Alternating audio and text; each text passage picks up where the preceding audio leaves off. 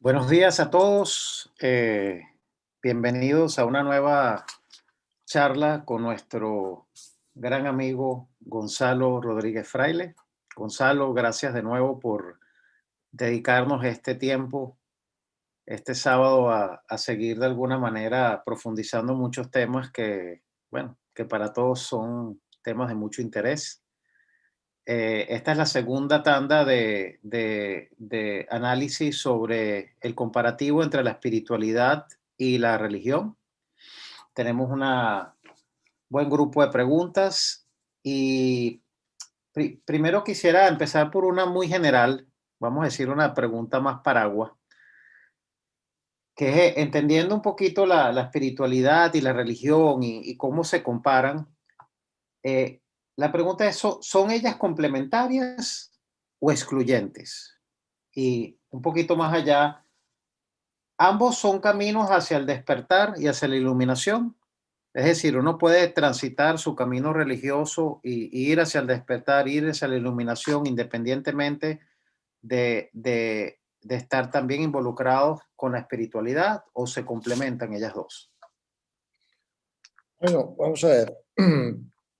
Todas las religiones que yo sepa tienen su escuela, digamos, de espiritualidad avanzada, por así decirlo, ¿no? O sea, por ejemplo, si coges el Islam o el islamismo, pues tienes a los sufíes, ¿no? Y si coges a judaísmo, pues tienes el Cábala. Y si coges el budismo, pues tienes la escuela Mayatma o tienes el budismo Zen. Y en el cristianismo igual, tienes los místicos cristianos, ¿no? Entonces, yo no creo que la espiritualidad y la religión sean en absoluto excluyentes, ¿no? Yo creo que, es más, creo que la espiritualidad es la base de todas las religiones, de alguna manera, ¿no? Porque todas las religiones, pues, se basan en la existencia de Dios, en la filiación divina, en el hecho de que somos hijos de Dios, que todo está creado por Dios. Es verdad que distintas religiones tienen diferencias en cómo comprender todo eso o cómo formularlo. Algunas diferencias no son solo de matiz, sino que son, pues, que tienen cierta importancia, pero en el fondo yo creo que no tiene por qué una persona religiosa tener ningún obstáculo para tener un desarrollo espiritual, ¿no? Fíjate que, en definitiva, todas las religiones son maneras concretas, de alguna forma, de interpretar una revelación, ¿no? Bueno, todas tienen sus distinciones culturales, históricas, lo que sea. Dicho eso, cuando la religión se convierte en un obstáculo a la espiritualidad es cuando no se vive bien la religión, ¿no? Fíjate que esto, como el enfoque de esta charla es un poquito la diferencia entre la espiritualidad y el cristianismo en concreto, pues bueno, ¿cómo vivir bien la espiritualidad? Pues está en el Evangelio, ¿no? Es verdad que luego, después, pues ha habido mucha gente pues, que ha opinado muchas cosas, que ha escrito muchas cosas. Para mí el peligro de la religión, en el sentido de la espiritualidad, está cuando nos centramos más, ¿no? Nos enfocamos más digamos, en un cumplimiento de normas y de ritos y de no sé qué, que son buenos y que nada, no tengo nada en contra de ellos, pero que nos distraigan del verdadero objetivo, ¿verdad? Que es la paz interior, el crecimiento en el nivel de conciencia y, sobre todo, la unión de nuestra voluntad con la voluntad de Dios, ¿no? Y entonces eso no sé, por ejemplo, en el Evangelio se dice mucho al respecto, ¿no? El Evangelio se dice, no todos los que dicen Señor, Señor entrarán en el reino, ¿no? Pero sí todos los que cumplen la voluntad del Padre, ¿no? También en el Evangelio Jesús dice, oye, antes de venir al templo, ¿verdad? Arregla las cosas con tus hermanos. Claro, hay que entender bien lo que dice Jesús, ¿no? Porque cuando dice ir al templo, no significa cuando vayas a Dios, ¿no? O sea, a Dios puedes ir en el templo y fuera del templo, ¿no? A veces se interpreta mal esa enseñanza del Evangelio porque a algunas personas le puede dar pie a pensar, oye, pues, oye, que tú usar medios humanos para arreglar mis problemas y no puedo acudir a Dios hasta que no estén arreglados. No, no es eso lo que quiere decir el Evangelio. Tú puedes acudir a Dios para pedir ayuda con todos tus problemas, faltas de paz, faltas de comprensiones, en todo momento, fuera del templo y en el templo. cuando se refiere al templo, en el templo se realiza una serie de actividades, las que sean, de acuerdo con cada religión. En el caso de los católicos o cristianos, pues ir a misa o a los sacramentos o lo que sea, ¿no? En el caso de otras religiones, pues son otros ritos, ¿no?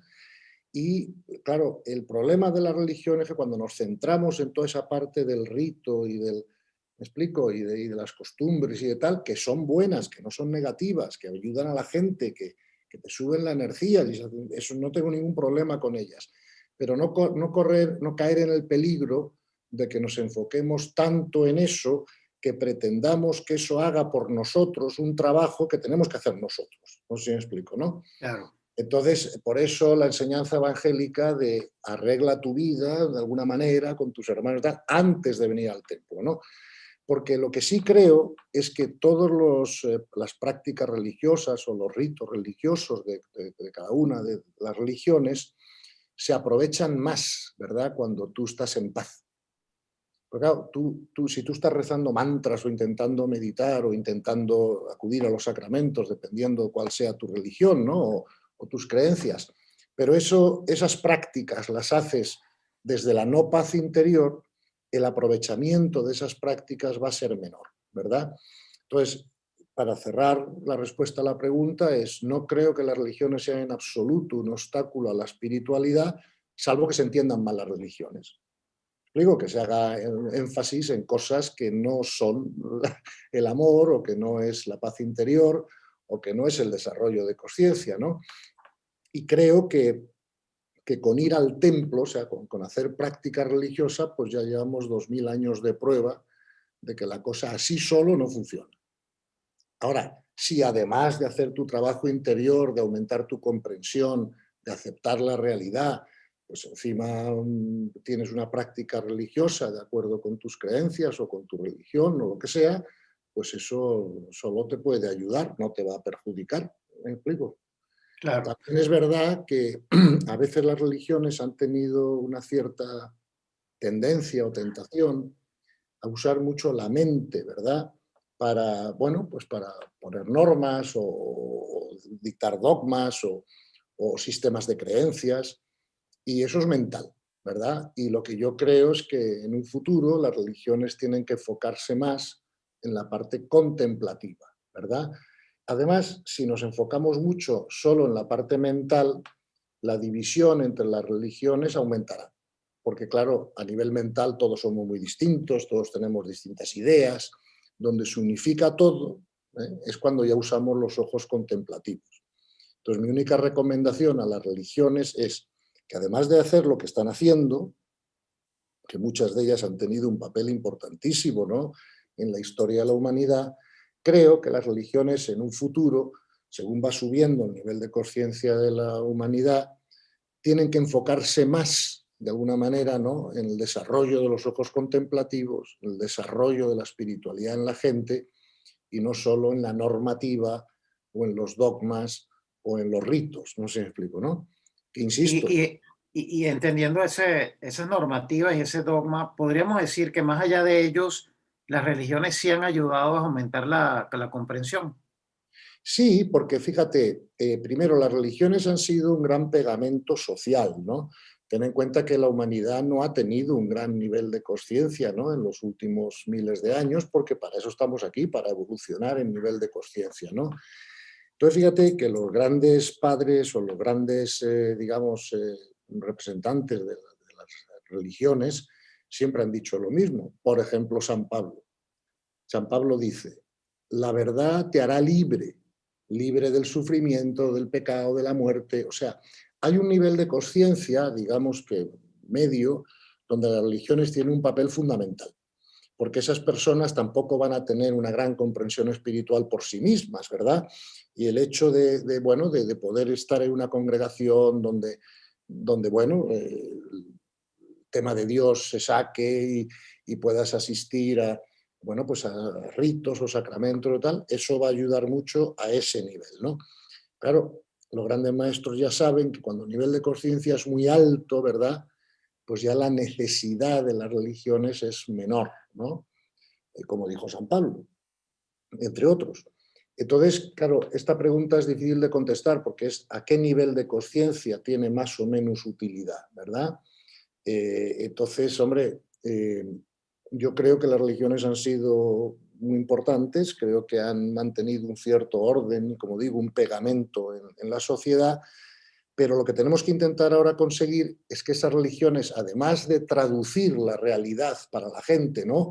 O darle unas normas de comportamiento y tal, pues también empiecen a ser más transformativas, ¿verdad? Del interior de las personas, ¿no? Y eso es un reto que tienen las religiones. Para que las religiones puedan hacer eso, tienen que mejorar, todas ellas, el sistema de selección de sus ministros, ¿verdad? Como hemos dicho también en otras charlas, porque claro, me da igual la religión que cojas, la musulmana, la judía, la Pero cristiana. una preguntita, Gonzalo, perdona la interrupción, es que no quiero que se me vaya el hilo. Tú dijiste una frase muy importante que el cristianismo dice, la verdad te hará libre. Claro. Pero la pregunta que te hago, ¿existe una sola verdad? ¿Cuál es la verdad? No, no, sí, Y, por supuesto, por supuesto. Existe una no, sola. y la pregunta es, ¿qué pasa con ese, vamos a decir, con ese gris que a veces ciertas creencias se vuelven para algunos verdad y terminan siendo percepciones? ¿Y cómo distinguir? Bueno, mira, como ya esto ya está resuelto, ¿no? ¿Qué dijo Jesús en el Evangelio? Por sus frutos lo conoceréis. Entonces, esas creencias o esas costumbres tienen que producir fruto. ¿Cuál es el fruto? La paz interior de las personas que lo sigan, ¿no? Y Si ahí ese, está la verdad. claro, si ese fruto no se produce, pues entonces a lo mejor es que la creencia es falsa. No sé si me explico, ¿no? Entonces, el asunto está. Tú me dices, ¿hay una sola verdad? Sí, hay una sola verdad. ¿Por qué? Porque Dios es uno, porque la realidad es una y porque el amor es uno, no tres o cuatro distintos. ¿Vale? Lo que nosotros, lo que las religiones tienen, pues es una distinta interpretación de esa verdad. Pero la verdad es una, no pueden ser dos. ¿Vale? Entonces, ¿qué pasa? Cada religión cree que su interpretación es la correcta porque ellos tienen la revelación mejor y ellos son la única verdadera, ¿no? Entonces, bueno, a mí lo que me preocupa, precisamente, igual que a ti, es que si la verdad es una, ¿por qué tenemos tantas interpretaciones distintas? No sé si me explico, ¿no? Y yo Claro. creo que eso va a dejar de ocurrir cuando siga subiendo el nivel de conciencia y arriba de la pirámide, pues insisto, no hay mucha discusión. La discusión está más abajo, ¿no? Entonces, sí es verdad que la verdad es una, sí es verdad que distintas religiones lo han interpretado de distinta manera, esa verdad, ¿no? Y bueno, ya han propuesto pues distintas prácticas, ¿no? Pues por ejemplo, en la religión católica pues se ayuna el Viernes Santo, mientras que en la musulmana se ayuna todo el mes de Ramadán, ¿no? Ok, ¿cuál tiene razón? O sea, bueno, y sobre todo, ¿de qué sirve ese ayuno? ¿No? ¿Para qué se hace y cuáles son los frutos? ¿No? Entonces, bueno, esto es un tema que cada persona tiene que plantearse y ver en sí mismo, pues, qué le da fruto y qué no. No sé si me explico, ¿no? Y Claro. entonces, insisto, si las prácticas religiosas, si las creencias concretas de una religión no te dan paz, o sea, no sirven para aumentar tu paz interior, tu comprensión de la unidad de la realidad y de todo lo que existe, pues entonces pues no están sirviendo mucho. Creo, insisto, en que en un futuro las religiones tienen que hacerse más místicas. El otro día estaba leyendo concretamente un libro de un místico, ¿no? Que decía eso, decía, mira, en el siglo XXI las religiones serán místicas o no serán.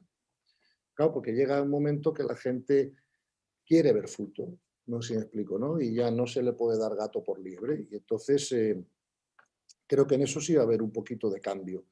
¿Por qué insisto en que ese cambio solo se puede dar cuando los ministros de las religiones sean de mayor nivel de conciencia? Bueno, porque es obvio, porque una persona de un nivel de conciencia medio, si se hace ministro, digamos, de una religión, la que sea, pues puede ser un buen recitador de doctrina o puede ser un buen administrador de sacramentos o de la práctica que sea. Lo que no puede ser es un maestro espiritual. Ahí no hay trampa ni cartón. Hay gente que te da paz y gente que no te da paz. ¿Me explico? Y ahí Sí. no hay más historia. Entonces, los ministros tienen que enfocar, en mi opinión, sus esfuerzos a ser capaces de poder ayudar más a las personas a tener paz interior, no solo a cumplir unas normas o a creer en unas cosas, porque el creer en esto o en aquello no es tan importante para tu paz interior. Lo verdaderamente importante para tu paz interior es que tú seas capaz de unir tu voluntad a la de Dios. Eso es lo importante. Entonces, sea cual sea el método por el que llegues a esa posibilidad, pues ese es el que sirve para ti. Y todo lo demás es cumplir una serie de normas. Mira, también dijo San Pablo, nadie ha llegado al descubrimiento del reino interior a través del cumplimiento de normas o leyes. No sé si me explico, ¿no?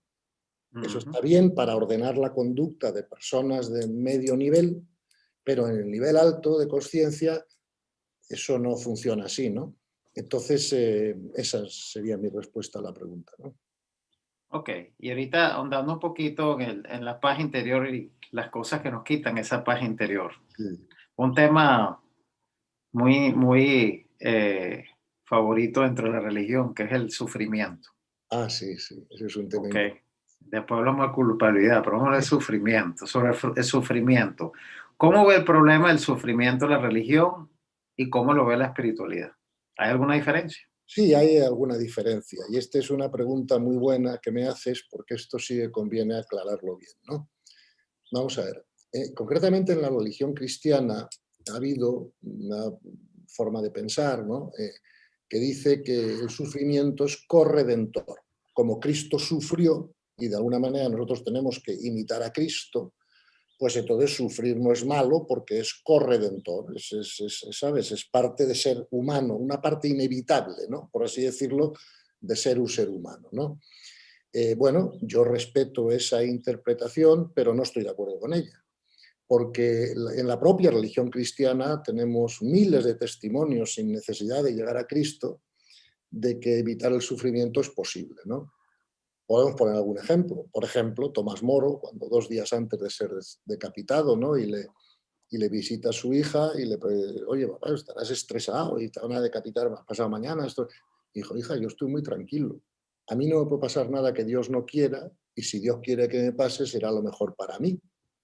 Y no sufrió nada. A muchos cristianos iban cantando al martirio. No sé si me explico, ¿no? O sea que el problema del sufrimiento hay que entenderlo bien. Vamos a ver.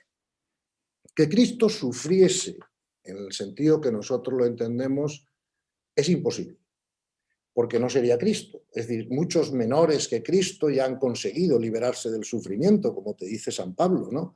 La verdad te hará libre del sufrimiento, del pecado, de la muerte.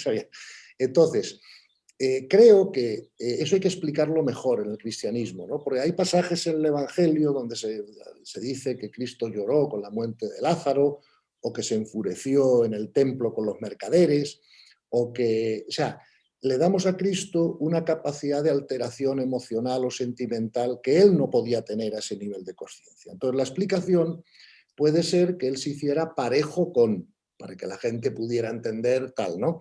O puede ser que él quisiera experimentar todas las posibles, digamos, miserias del ser humano para poder redimirlas. Hay que explicarlo de otra manera. Lo que no se puede decir es que un ser de ese nivel de conciencia pues no fue capaz de alguna manera de aquietar, ¿no?, sus cuerpos inferiores, como sí lo han conseguido otros muchos santos y místicos de esa misma religión, ¿no?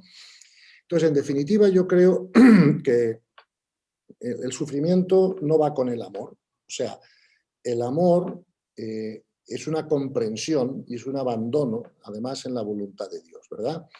El alto nivel de conciencia comprende que todo lo que ocurre es la voluntad de Dios y, por lo tanto, se acepta. Si se acepta la voluntad de Dios, ya no hay sufrimiento. ¿Me explico? El tema del sufrimiento también hay que matizarlo, porque claro, hay gente que confunde sufrimiento con dolor, con no sé qué. Bueno, cuando hablamos de sufrimiento mental. Y cuando hablamos de dolor, hablamos de dolor físico.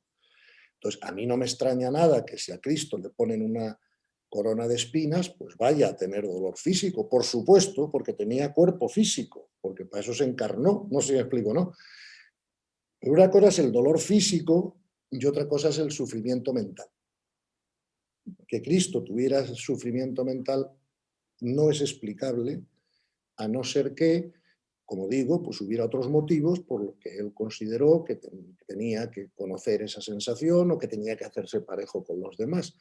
Pero tenemos muchos testimonios de muchos santos y místicos cristianos que han conseguido trascender el sufrimiento, aunando su voluntad a la divina, ¿no? Entonces, creo que esto es importante, porque el sufrimiento es siempre una limitación. El sufrimiento hace que baje la vibración. El sufrimiento hace que, el sufrimiento hace que tu ego de alguna manera se esté imponiendo a la voluntad divina, ¿no? Y además el sufrimiento no sirve para nada. No arregla la situación, no te pone a ti una mejor situación para tomar decisiones, no aumenta tu creatividad, sino que la disminuye, y además no aumenta tu capacidad de servicio, sino que la disminuye. Y por último, el sufrimiento consume energía.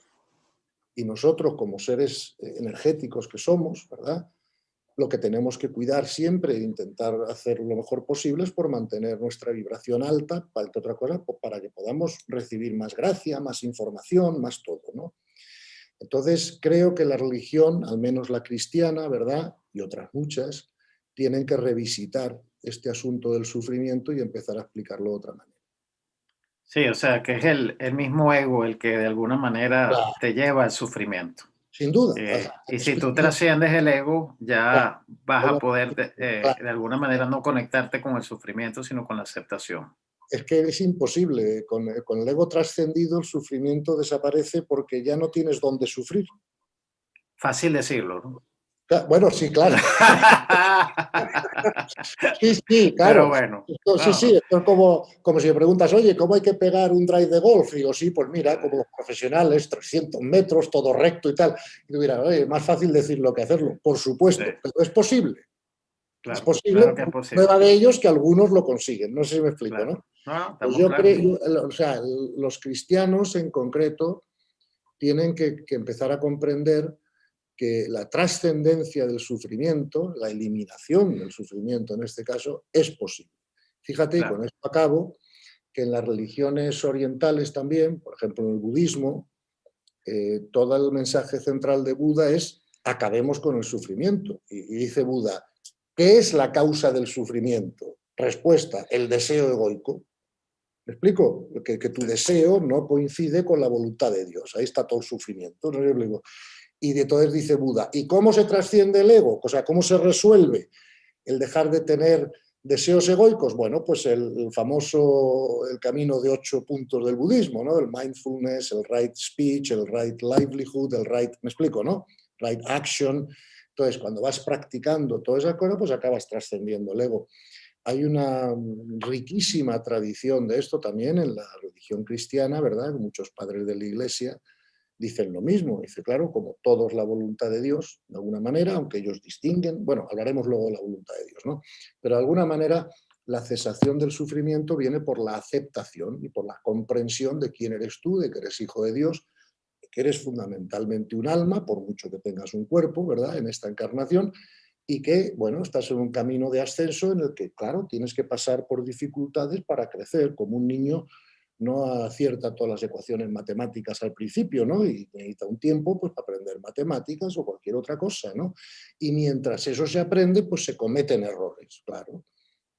claro. Digo, Ahora, una pregunta específicamente sobre el sufrimiento que hicieron. Y les recuerdo a todos, por favor, que el Q&A está abierto. Se me olvidó mencionarlo al principio, así que siéntanse en libertad todos los participantes a hacerme preguntas, hacernos vía el Q&A y yo trataré de tomarlas en cuenta de la mejor manera posible.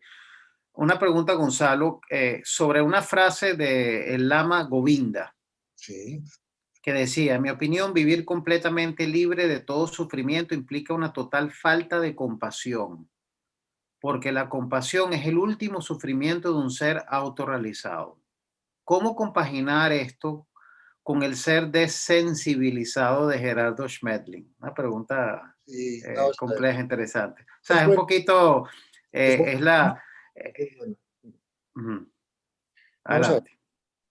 Yo no, vamos a ver, vamos a ver, obviamente Govinda era un hombre de alto nivel de conciencia y por lo tanto todo lo que él diga hay que mirarlo con mucho cuidado, ¿no? Dicho eso, yo creo que este es más bien un problema semántico, ¿no? Vamos a ver. Depende de lo que entiendas por compasión, ¿vale? Entonces, puede haber una compasión egoica. Entonces, al ser una compasión sensible, esa compasión te va a hacer sufrir y en ese sentido Govinda tiene razón. Ahora, si entendemos por compasión otra cosa, que es la compasión es la capacidad de comprender las razones por las que otro sufre y el propósito o deseo de, si eres invitado, ser de servicio para, de alguna manera, aliviar el sufrimiento o dar información y herramientas adecuadas, ¿verdad? Para que esa persona pueda aprender, ¿no? a dejar de sufrir. Entonces, esa compasión no es mala, es simplemente un propósito de servicio más que... ¿Me explico? Yo creo que aquí la clave, como tú muy bien has dicho, Joe, está en si esa compasión es sensible o desensibilizada. Si es sensible, es problemática para la paz. Si es desensibilizada, es maravillosa, porque tú ves, ¿me entiendes?, las razones por las que otros sufren y tienes las herramientas y el deseo, o el propósito más que deseo, de aliviarlo, ¿verdad? Porque si el deseo de aliviar el sufrimiento de otro es un deseo, sigue siendo egoico. ¿Cómo sabemos si es egoico o no?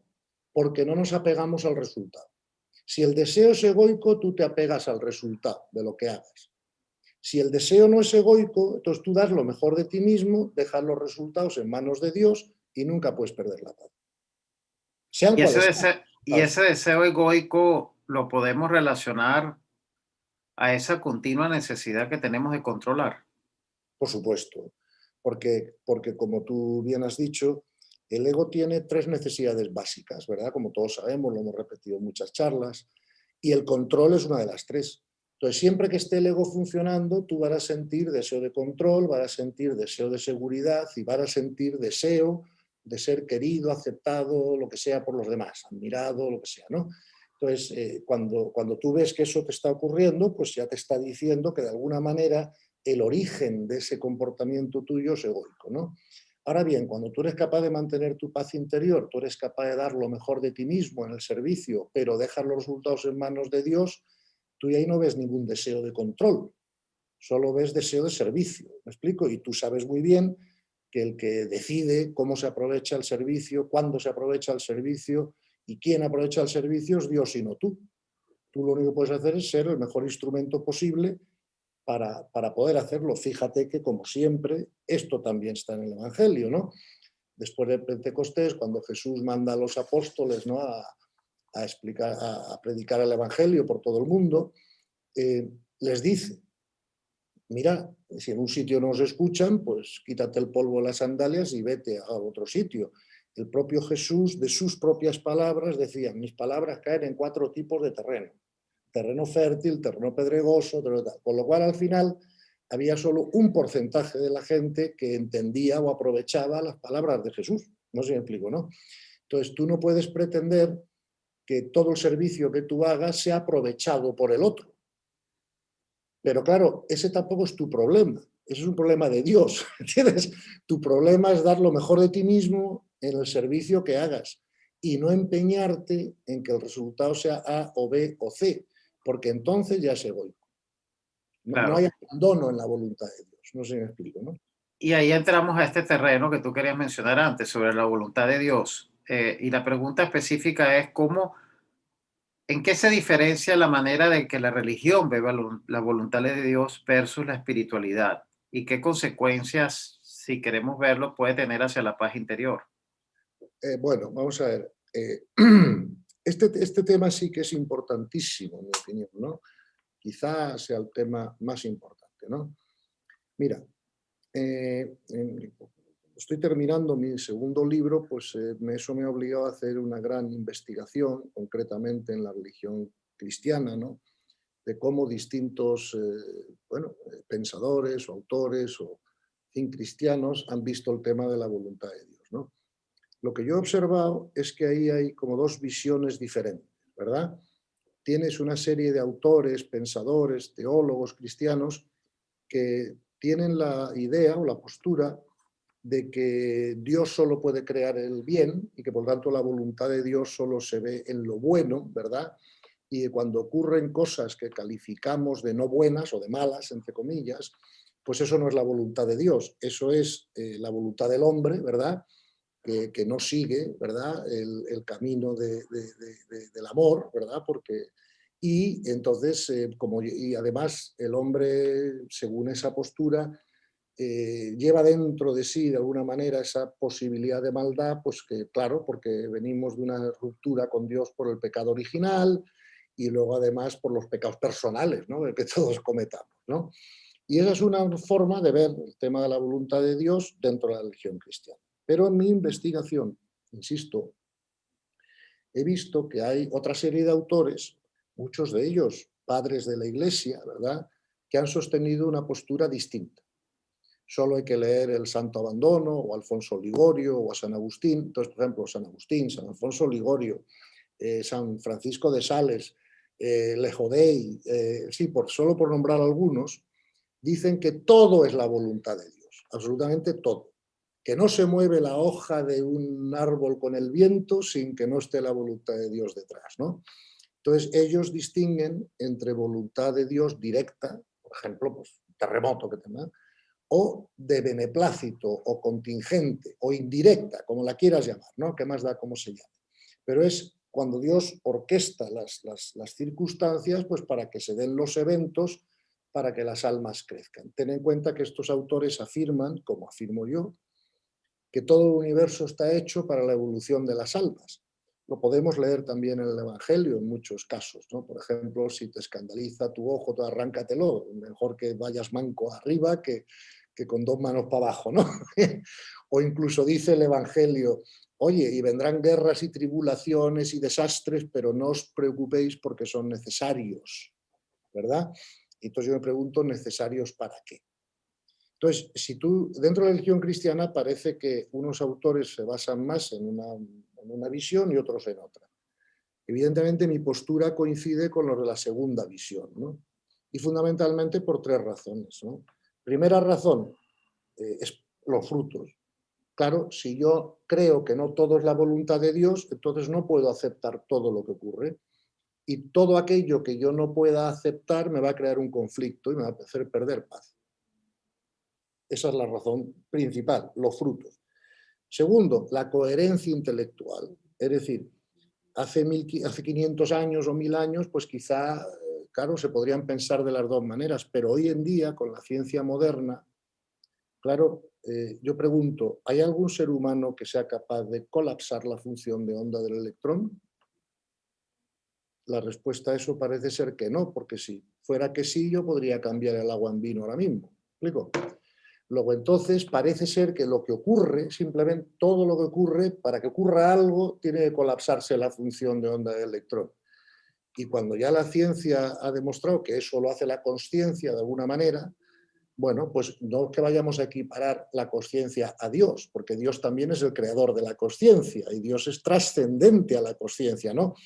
Pero bueno, la consciencia obedece a los designios de Dios a través de las leyes del universo en la creación de esa realidad.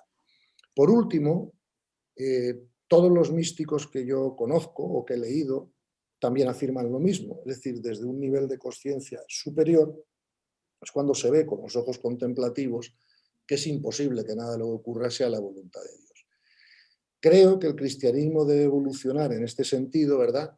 Porque lo que está en juego es la paz interior de los feligreses, ¿no? Y entonces, si a mí me dijeran que no todo es la voluntad de Dios, pues claro, yo podría decir, yo estoy dispuesto a aceptar la voluntad de Dios.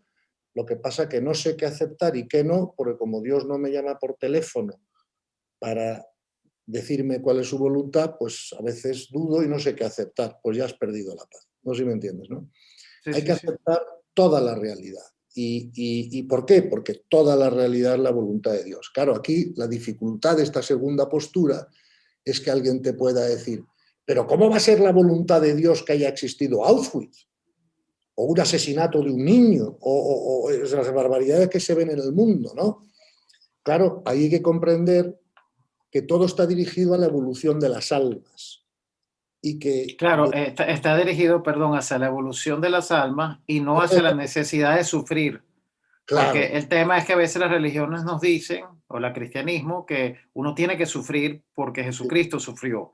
Ya, pero es que Y eso ya no, no. uno tiene que pasar por lo que pasa porque es su necesidad de seguir aprendiendo y evolucionando. Y ahí está la Claro, diferencia. ahí está la ¿Es diferencia. correcto eso? Correctísimo. Y además, cuando subas mucho tu nivel de conciencia, tú ya verás cómo dejas de sufrir. Si es que es incuestionable desde el punto de vista experiencial. O sea, los que discuten si sufres o no sufres o cuánto sufres, esos no han llegado a un nivel de conciencia alto porque no han tenido la experiencia, ¿verdad? Si hubieran llegado a un nivel de conciencia alto, tendrían la experiencia de la cesación del sufrimiento y entonces hablarían de una manera distinta. Por eso te digo que a nivel mental se pueden cometer muchos errores. Los famosos 3 ojos del conocimiento son jerárquicos. Entonces, cuanto más nos basemos, ¿verdad?, en el ojo de la contemplación, menos errores cometeremos. Por eso yo creo que una de las cosas que es muy necesaria es que los textos sagrados, o sea, lo que llamamos el conjunto de la revelación, sea interpretado por santos o místicos, no por intelectuales. ¿Me explico?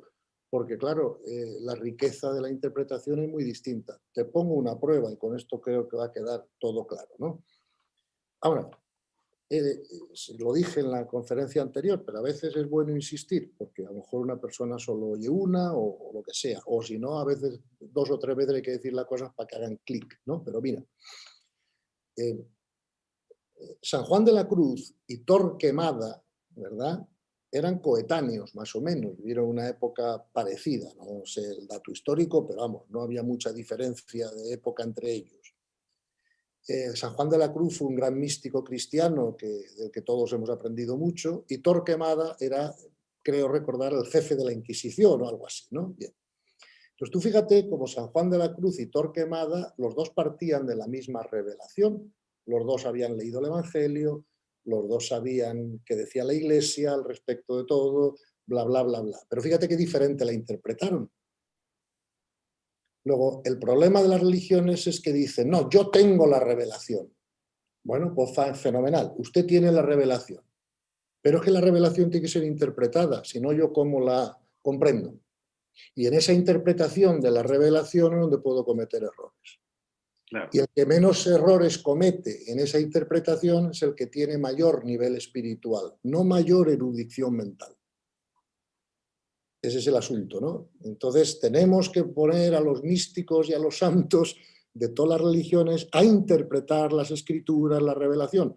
Por favor, no a los Torquemadas, no sé si me explico, ¿no? O a los intelectuales, sino a los que tienen un alma desarrollada o un gran corazón, llámalo como quieras.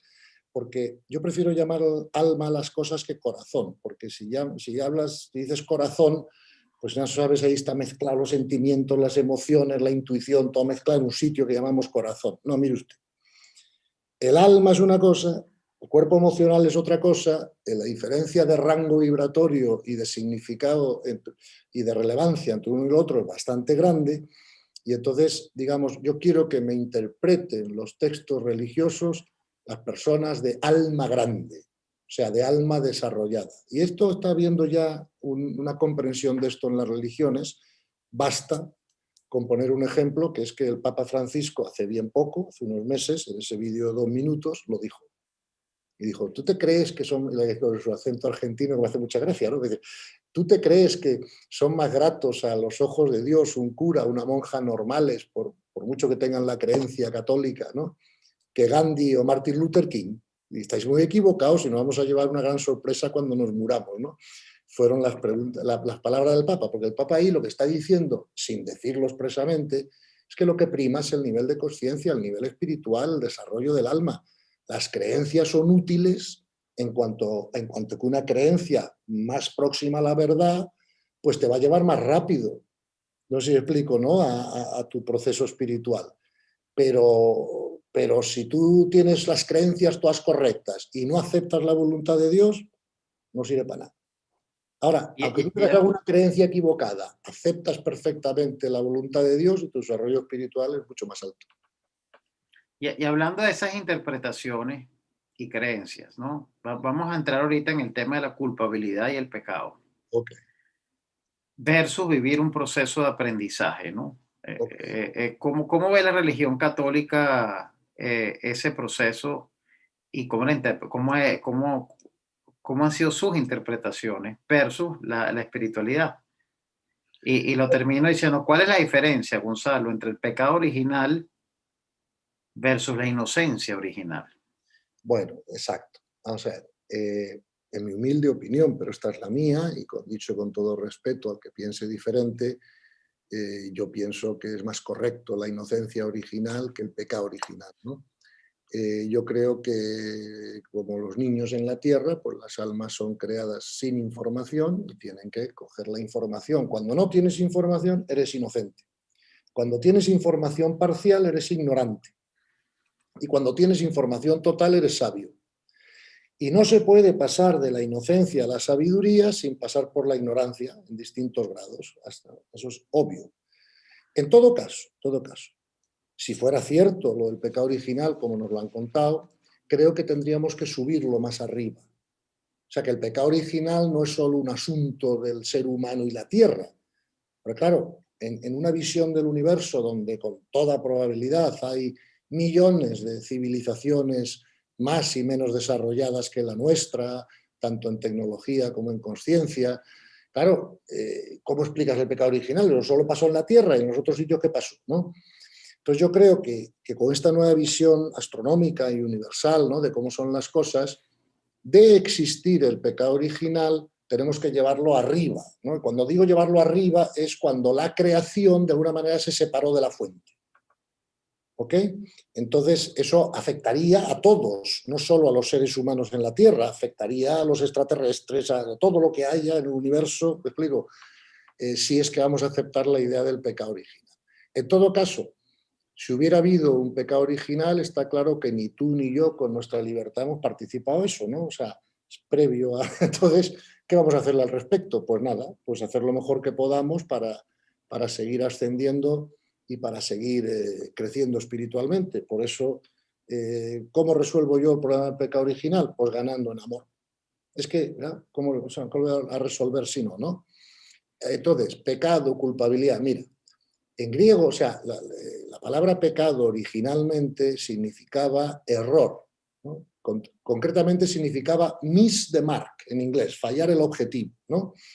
Una buena definición de pecado es la aversión a Dios o la separación de la voluntad de Dios o nuestra separación del amor, ¿no?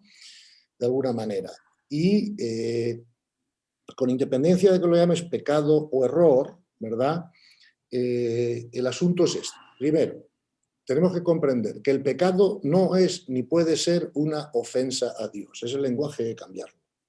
Dios no es ofendible. O sea, si Dios fuera ofendible no sería Dios. Ofendibles somos nosotros, que tenemos ego y tal. Es más, un ser humano con el ego trascendido ya no es ofendible. Yo siempre digo, intenta ofender a Teresa Calcuta, ya verás qué bien te va. ¿Me explico? Entonces, coño, si los seres humanos de alto nivel de conciencia, con el ego trascendido, ya no son ofendibles, ¿cómo lo va a ser Dios, no? Entonces, tenemos que comprender eso, porque si le damos una visión antropomórfica a Dios, el hecho de que, fíjate, la confusión que puede haber aquí en la religión cristiana es esta. El hecho de que Dios sea personal, ¿vale?, no quiere decir que sea persona humana. Cuidado con esa confusión, ¿ok? O sea, Dios puede ser personal, pero a un nivel, o sea, no como los humanos, ¿no? Con lo cual, esa costumbre que tenemos de pensar de Dios castiga, Dios se ofende, Dios se alegra, eso es emocional y eso no es Dios, ¿vale? Dios lo que tiene es una perfecta misericordia y, por lo tanto, una perfecta justicia, donde todo tiene su consecuencia adecuada para que podamos seguir aprendiendo y aprender lo que no es. ¿Explico? Pero eso no es un castigo, eso es una pedagogía, no sé si me explico. Claro, porque Aunque el castigo, es vamos a egoico, ver, el castigo sí, es y egoico. tiene cabida, pero ¿a dónde voy? El castigo tiene cabida si hay culpa. Claro, vamos a ver. Entonces voy a poner un poquito el dedo en la llaga, Sí, Gonzalo. A mí la religión, sí. el cristianismo, Uh-huh. me dice que hay culpables y que si actúo de una forma u otra, soy o no soy culpable. Bueno, vamos a ver. El cristianismo... Pregunto. Sí, sí. No lo estoy diciendo como algo No, definitorio, todo. pero se puede, o yo, vamos a decir así, yo lo he interpretado así, y Sí. no voy a entrar ahorita en detalle, he tenido donde yo he dicho, pero ya va, que yo soy, Por eso ¿de qué soy yo culpable? todas las religiones, de alguna manera, pueden ser explicadas desde distintos niveles de conciencia, ¿no? Eso no pasa solo en el cristianismo, pasa en todas, ¿vale? Correcto. Entonces, claro, si tú explicas una religión desde un nivel de conciencia medio, pues puedes dar ese tipo de explicaciones. Pero desde un nivel de conciencia más alto, vamos a ver, la culpa o la culpabilidad es un sentimiento negativo que quita vibración, ¿vale? Y por lo tanto, yo siempre digo que si yo quiero subir una montaña, es mejor hacerlo sin una mochila de 20 kilos a la espalda, porque si me pongo una mochila de 20 kilos a la espalda, intento subir la montaña, voy a tener que parar más veces, voy a ir más lento, voy a tener que beber más agua, en fin, en definitiva, estoy luchando contra una fuerza extra que no tengo por qué llevar. El perdón de Dios es automático y completo y perfecto. Por lo tanto, claro que nos vamos a equivocar, todos nos vamos a equivocar, porque si no, no crecemos. Todos vamos a cometer errores, si no, no estaríamos aquí. Entonces, yo creo que más que centrarse en la culpa, ¿verdad? Hay que centrarse en el propósito de la enmienda. No sé si me explico, ¿no? Vale, pues ya me equivoqué. ¿Y qué quieres? Que esté 40.000 años pensando qué horror me cometí. O sea, ¿a dónde me lleva eso? Ahora, si me equivoqué, veo que me equivoqué, veo que no saqué, por haberme equivocado, los frutos adecuados en aquello que pretendía, pues lo que tengo que hacer es decir, reconocer mi error, verlo, porque todo ya será el principio de la solución, y disponerme a no volver a equivocarme. Y la culpa en eso no ayuda en nada. ¿Me Ni debe explico? existir. Claro, el reconocimiento del error sí ayuda. El arrepentimiento pacífico, o sea, el arrepentimiento amoroso también ayuda. Pero la culpa es egoica. La Pero culpa... el arrepentimiento inclusive lo podemos interpretar como comprensión, Claro, ahí está, muy que es bien dicho. distinto. Exacto, Yo exacto, no me estoy arrepintiendo. ¿De qué me voy a arrepentir si yo lo que estoy acá es justamente para cometer errores y aprender? Entonces, ¿cómo voy a estar yo claro, arrepintiéndome si estoy haciendo lo que la materia del colegio me han puesto para hacer? exacto, Coño. exacto, exacto, exacto. Lo que pasa es que tú tienes que dar lo mejor de ti mismo para cometer cada vez menos errores. Entre otras cosas, porque fíjate, el incentivo para no cometer errores o pecados, como quieran llamar, el incentivo es mucho más importante que el castigo no divino. El incentivo tiene que ser la propia calidad de tu vida. Es decir, si tú cometes un error, por supuesto que estás en tu derecho, para eso te han dado libertad y necesitas cometer errores para crecer. Lo que sí es cierto es que cada vez que cometemos un error no vamos a poder librarnos de sus consecuencias. Eso en Oriente se ha llamado karma, en Occidente se ha llamado consecuencias naturales del pecado. Es la misma idea, ¿no? Claro. Por lo tanto, a mí no hace falta ninguna motivación de que Dios me va a castigar, no castigar. Antes de llegar a todo eso, mi mayor motivación es, oye, si cometo un error, voy a vivir las consecuencias. Entonces prefiero que mi vida sea más placentera, más feliz, menos problemática. Entonces, ese es mi incentivo, ¿verdad? Para no cometer errores, porque si cometo errores pago el precio después. Además, si cometo errores, hago menos eficiente mi crecimiento, porque todo error o pecado es una separación, ¿verdad? Del amor o de la voluntad de Dios o de Dios, ¿no? Entonces, todas las separaciones nos ralentizan el crecimiento. Entonces, si yo quiero hacer mi crecimiento espiritual más eficiente, pues cuanto menos errores o pecados cometa, mejor, porque para hacer eficiente, ¿verdad? Mi crecimiento espiritual tengo que aunar mi voluntad lo más perfectamente posible con la divina. Y eso te evitaría cometer pecados, claro, no sé si me explico, ¿no? Ahora, el pecado, el error, está previsto por Dios, ¿verdad? Dentro del proceso evolutivo del ser humano. Fíjate que uno de los libros más importantes o famosos, ¿no? de la tradición cristiana que que es un libro que se titula El Santo Abandono, ¿no? Y que lo escribió un monje benedictino, creo, que se llamaba Vital Lehodei. Fíjate, llega a afirmar que Dios concurre en el aspecto material del pecado, ¿no? O sea, no es que Dios quiera que pequemos, no sé si me explico, ¿no? Ni se haya creado para eso, pero que Él permite perfectamente eso para el crecimiento espiritual, porque si Dios no concurriera al aspecto material, nadie podría pecar porque no habría posible actividad. Sí, es que yo creo que hay que empezar por no hablar de pecar, sino de errar. Y Errar, ya automáticamente te da un sentimiento totalmente distinto. eso creo yo.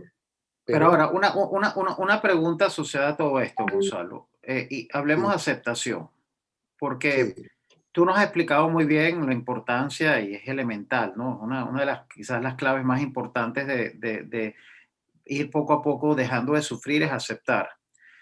sí. La pregunta que te quiero hacer, ¿concuerda la religión cristiana con la aceptación como tú la ves y la interpretas, como la interpretó por lo menos Gerardo Schmedlin? En los niveles más altos de interpretación de la religión cristiana, sí. Por Ok, ejemplo, pero cuando tú hablas de esos niveles más altos, ¿dónde uno los encuentra? Porque, o bueno, sea, te lo digo, por ejemplo, le recomiendo a todo el mundo que se lea el libro del Santo Abandono de Don Vital Lehodei. Y ahí vas a ver citados todos los santos y místicos cristianos hablando sobre este tema.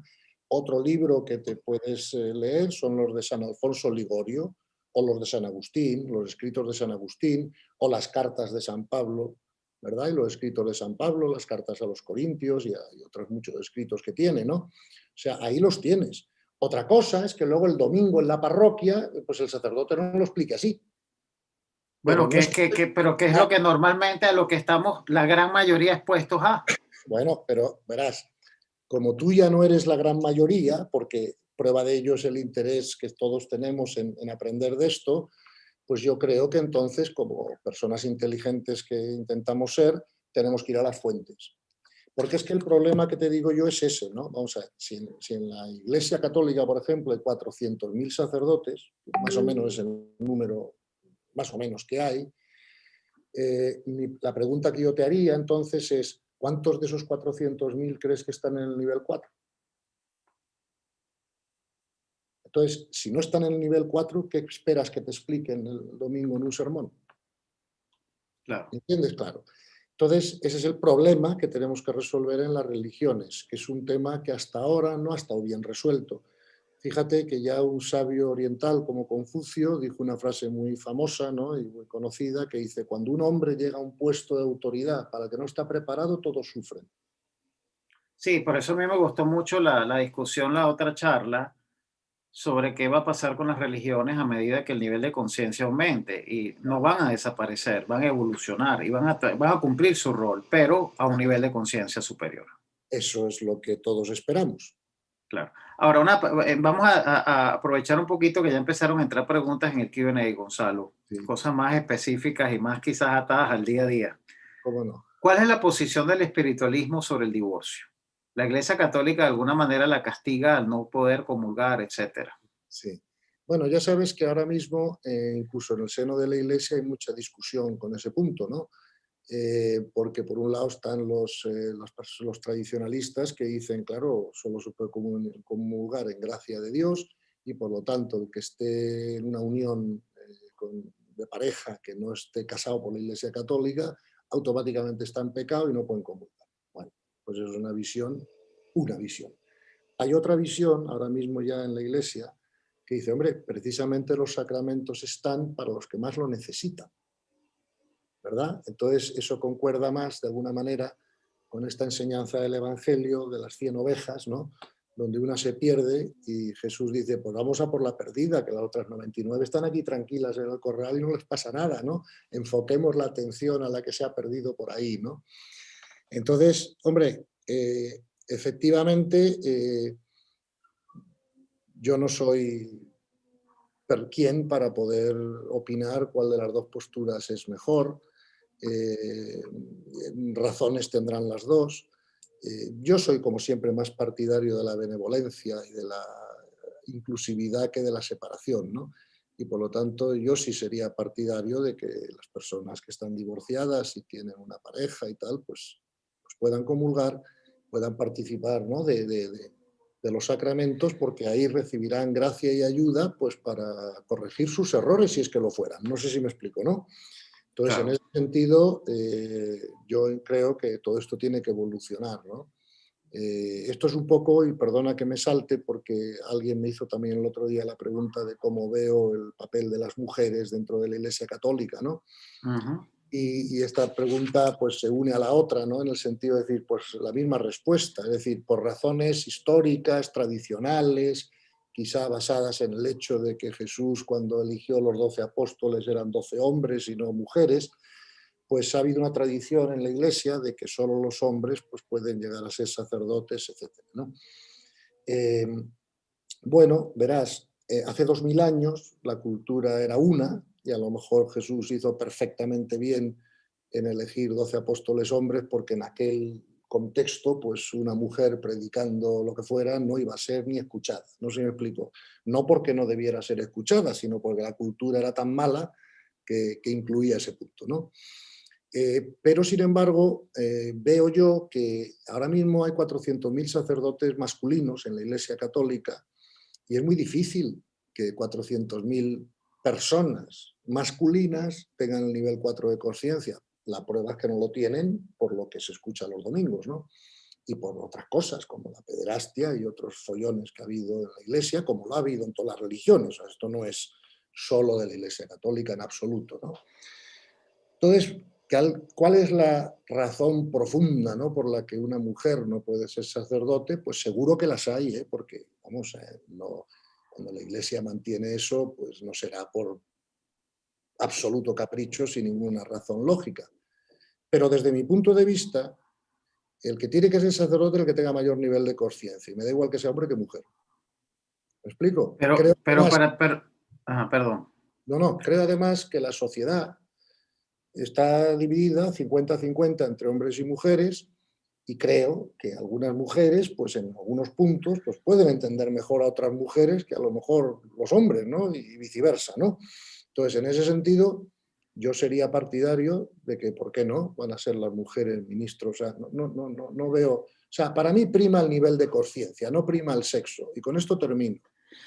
Sí, Hace bueno, poco... y para todas las amigas que nos están escuchando, creo que han dicho que probablemente el nivel de conciencia de las mujeres es un poco hoy en día más elevado que el de los hombres. Entonces, al revés, Sí, yo sí. creo que el incentivo debe ser que haya más ministras mujeres Bueno, y yo creo presidentas mujeres y todo para que ayuden, ¿no? Pero bueno. Yo creo que hay de todo, pero vamos, que si no podemos caer en realmente cosas que son un poco ridículas, ¿no?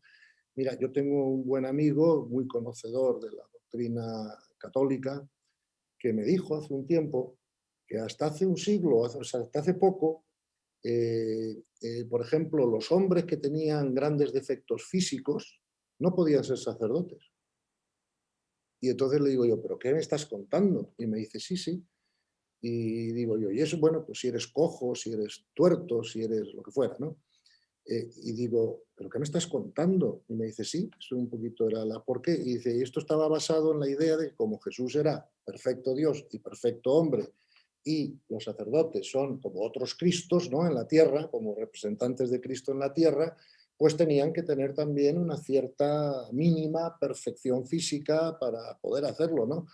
Y yo recuerdo que a mi amigo le contesté, oye, gracias por informarme de esto, que yo no lo sabía, pero, chico, la verdad, ¿yo qué prefiero? ¿Un sacerdote rubio, alto, perfecto espécimen físico, pero pederasta? ¿O prefiero un sacerdote cojo, manco y tuerto del cuarto nivel de conciencia? No me fastidies. ¿Me explico? Estamos confundiendo el tocino con la velocidad, ¿no? Entonces, bueno, es que por eso digo que la Iglesia es una institución que está en medio del mundo, ¿no? Y bueno, pues participa de los problemas del mundo de alguna manera, ¿no? Y ahora tenemos todos que evolucionar, y la Iglesia también, ¿verdad?, para que las religiones sean cada vez más espirituales, cada vez más, digamos, alineadas con el amor y con la verdad. Y créeme que ante los ojos de Dios, un hombre cojo, manco y tuerto del cuarto nivel de conciencia está mucho más avanzado que uno guapo, rubio, que sea del segundo nivel, ¿no? ¿Me entiendes? O sea, No que sean confundamos religiones, yo diría que queremos religiones que estén menos atadas a creencias y más atadas a la verdadera verdad y comprensión. eso, creo yo. Ahora, una pregunta específica que no quiero dejar pasar porque me han insistido acá. Sí, ¿Cómo sí. se podría explicar o interpretar la frase de Jesucristo en la cruz de Elí, Elí, lama sabactani? Sí, Elí, la Lo dije correcto, lo dije sí, sí, correcto. sí. Lo dijiste correcto, sí, pues yo no sé mucho arameo y creo que lo has dicho correcto, ¿no? Pero vamos a ver, esa frase en español, vamos, o en castellano, creo que es: Señor, Señor, ¿por qué me has abandonado? ¿No? Entonces, vamos a ver, una vez más, es inconcebible que Jesús pueda pronunciar esa frase porque, vamos, si no hace falta ser Jesús, tú y yo mismo ya sabemos que Dios no nos abandona nunca, nunca se nos va a ocurrir la idea. Ahora, tú imagínate que tú estás en una cruz, ¿verdad? Que estás a punto de morir, que llevas ahí horas, que te han azotado, que tienes cuerpo físico. Oye, se te puede bajar la energía, porque Jesús también era perfecto hombre, ¿no? Claro, cuando se te baja la energía, pues puedes decir cualquier cosa. A lo mejor eso es una muestra de la humanidad de Jesús, no sé cómo explicarte, ¿no? Pero hombre, yo creo que Jesús normal, andando por un camino, antes de que le hayan azotado, puesto la corona de espinas, clavado en la cruz y tal, jamás se le ocurriría decir eso, ¿no? Claro. Claro. Entonces, bueno, en fin, yo no soy la persona más oportuna, ¿no? Para poder dar una explicación de por qué Jesús pronunció esas palabras en la cruz, si es que las Sí, es pronunció, que es verdad. si es que es verdad, ¿no? Claro. Pero si fuera verdad, tendríamos que buscarle otra explicación. Pues mira, efectivamente, por ejemplo, tú y yo hemos tenido alguna vez, seguro, la experiencia de haber estado mal físicamente, o bien porque nos hemos intoxicado, o porque tenemos una gripe fuerte, o una neumonía, o lo que sea, o porque llevas 2 noches sin dormir, o, en fin, todos hemos tenido esa experiencia, ¿no? Y todos tenemos la experiencia de que cuando la energía física, o sea, la energía física baja, la claridad mental se pierde, ¿no? Entonces, a lo mejor Jesús pues también quiso escenificar y enseñarnos precisamente eso, ¿no? Que cuando el cuerpo físico está en unas condiciones ya muy deterioradas, pues la capacidad de pensar con claridad desaparece, ¿no? Y en la medida en que él era perfectamente humano, pues le tenían que pasar también los mismos procesos físicos que nos pasan a los humanos. Es un poco su Claro. manera de dar ejemplo y de enseñarnos qué puede pasar cuando claro, fíjate que esto es una idea filosófica importante, ¿no? Pero yo insisto mucho en que las cosas son más fundamentales y más significativas, ¿no? Por ejemplo, la mente es más significativa evolutivamente que el cerebro más fundamental. Pero claro, si yo le pego un martillazo al cerebro, que es lo fundamental, ya no puedo experimentar la mente. Por lo tanto, la capacidad de poder experimentar lo significativo depende en parte también de que lo fundamental esté en condiciones. ¿Te das cuenta, no? Entonces, por ejemplo, si tú tienes si yo tengo 40 de fiebre, yo no puedo estar dando esta conferencia hoy, porque es que la mente no me va, no sé cómo explicarte, ¿no?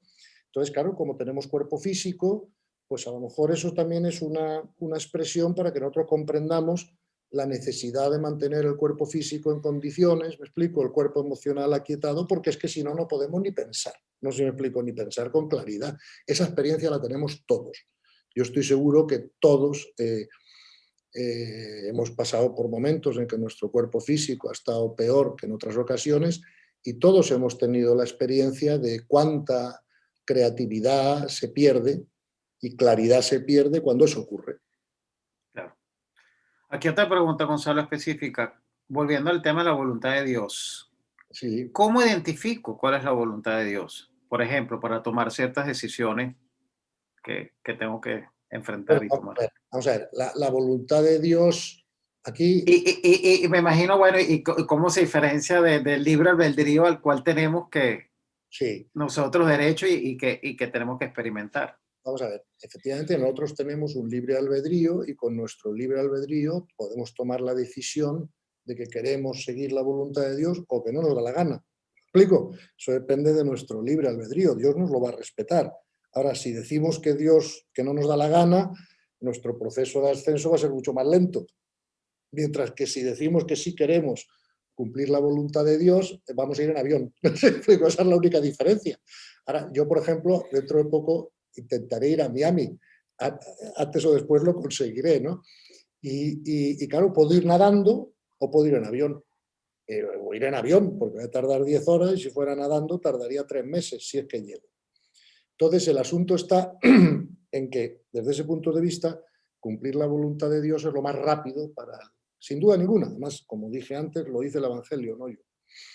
Entonces, creo que eso está clarísimo, ¿no? Si no cumples la voluntad de Dios, nada. ¿Tú tienes libre albedrío? Sí.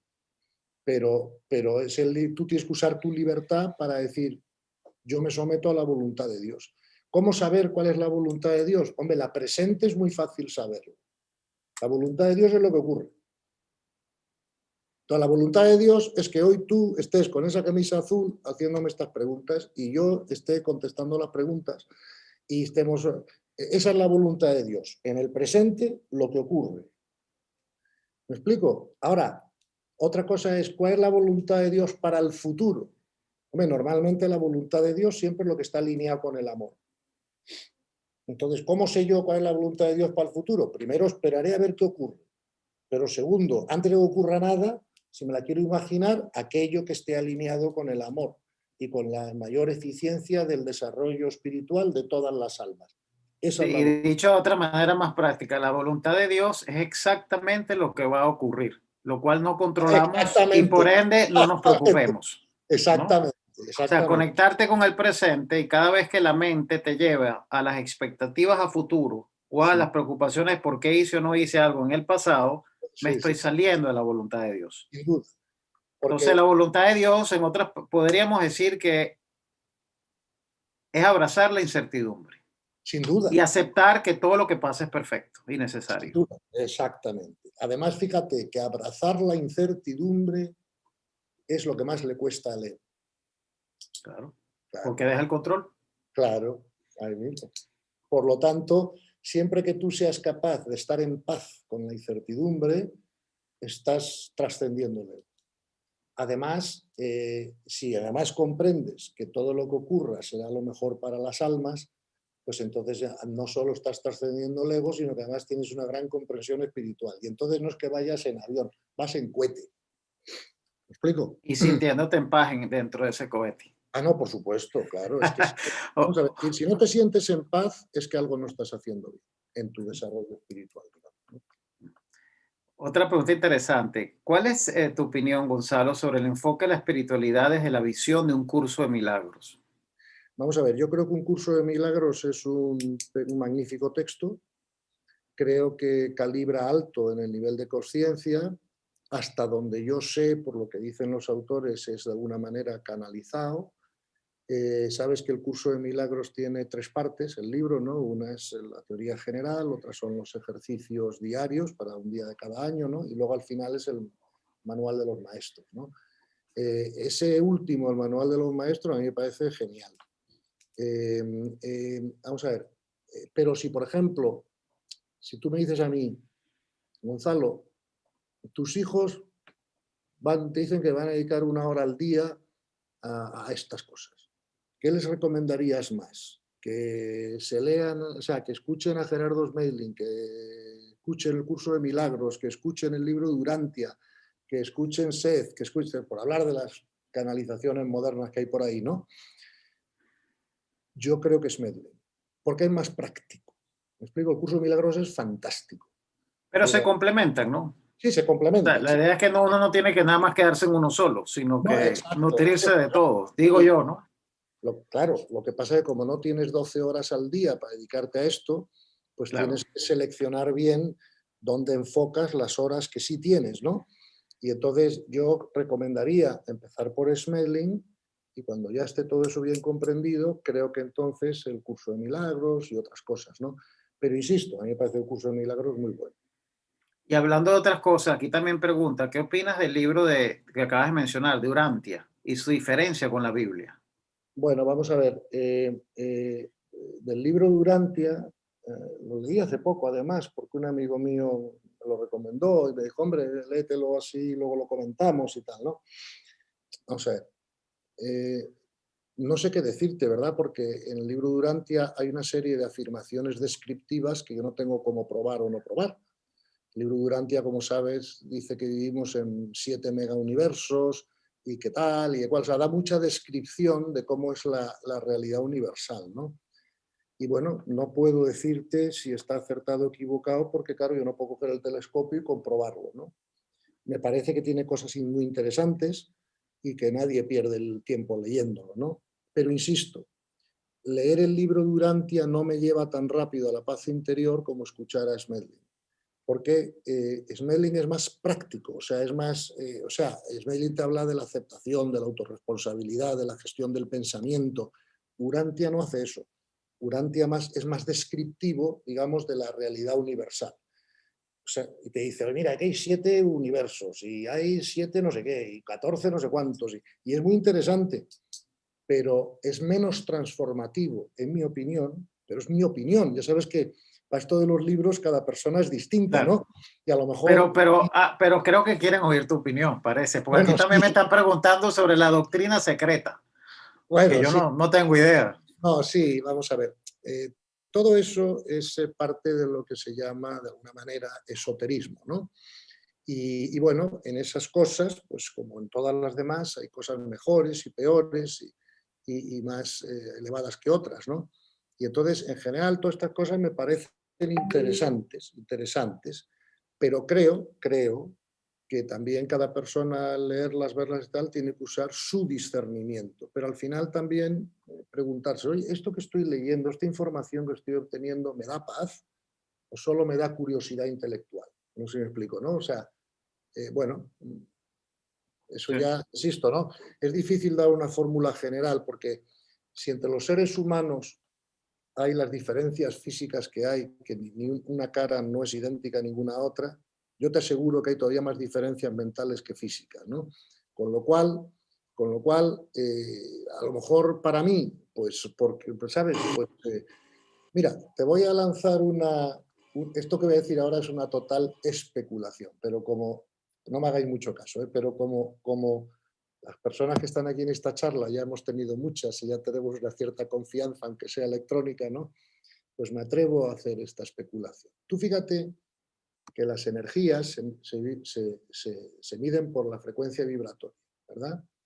Y claro, en un ciclo de energía tienes una cresta y un valle, una cresta y un valle, por eso son ondas, ¿no? Cresta, valle, ¿no? Fíjate que a lo mejor, por ejemplo, tú y yo tenemos la misma velocidad de frecuencia vibratoria, lo cual diría que tenemos un nivel de conciencia parecido. Pero imagínate, a lo mejor, que mi energía tuviera el valle aquí y la tuya lo tuviera aquí. Aunque tengan la misma velocidad, pero no coincidan las crestas y los picos. Pues a lo mejor eso querría decir que para mí es más fácil asimilar un tipo de información y para ti otro, aunque nuestro nivel de conciencia sea igual, como tal, no sé si me explico, ¿no? Entonces a lo mejor yo resulta que resueno con Smelling, como así es, muy bien, y resulta que tú resuenas con el curso de milagros, que dicen lo mismo al final, lo que pasa es que como lo dicen de distinta manera, organizado de distinta forma, eh, etcétera, pues, ¿cómo decir que uno es mejor que otro? Pero bueno, el que mejor puedas aprovechar y el que más paz interna te dé. Yo, como he recomendado a mucha gente la obra de Smedley, he podido comprobar que ha transformado a todo el mundo. Para hacerlo, para que te dijera lo mismo con el libro de Urantia, pues tendría que recomendar, o el curso de milagros, tendría que recomendárselo pues también a miles de personas y ver también cuál es el efecto de transformación que en ellos produzca o haya producido, ¿no? En cuanto al curso de milagros, sé que ha transformado a mucha gente, sé que funciona. El de Urantia tengo menos experiencia práctica, ¿verdad? De cómo reacciona la gente cuando lo lee, ¿no? O qué tipo de transformación les da, ¿no? Y en ese sentido, pues, bueno, es que además llega un momento que la mente, o sea, llega un momento que tampoco necesitamos tantísima información, ¿no? Porque entonces usamos mucha energía de la mente en ordenar, clasificar, absorber informaciones, cuando, insisto, donde creo que tenemos que tener puesto nuestro enfoque es en unir nuestra voluntad a la divina.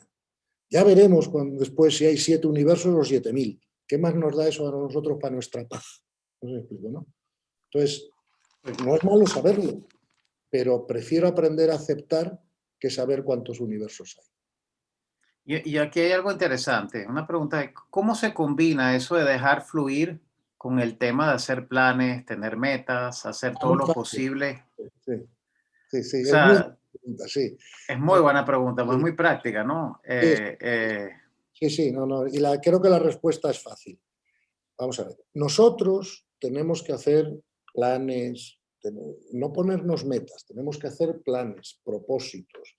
Tenemos que intentar trabajar en una dirección, la que sea, la que nos parezca mejor. Eso no tiene ningún problema. Es más, el universo no responde a la inacción, con lo cual es mejor que nosotros nos movamos, intentemos hacer cosas, actuemos en el mundo, así aprenderemos, o no aprenderemos, nos equivocaremos, etc. Si nos quedamos aquí sentados, no aprendemos nada. ¿Me explico? Tenemos que movernos. Dicho eso, dejar fluir significa que si una vez que empecemos a movernos vemos que todo fluye, que todo de alguna manera va aconteciendo de manera razonable, lógica, sin una gran dificultad, pues entonces podremos comprender y saber que estamos actuando bajo la ley, ¿vale?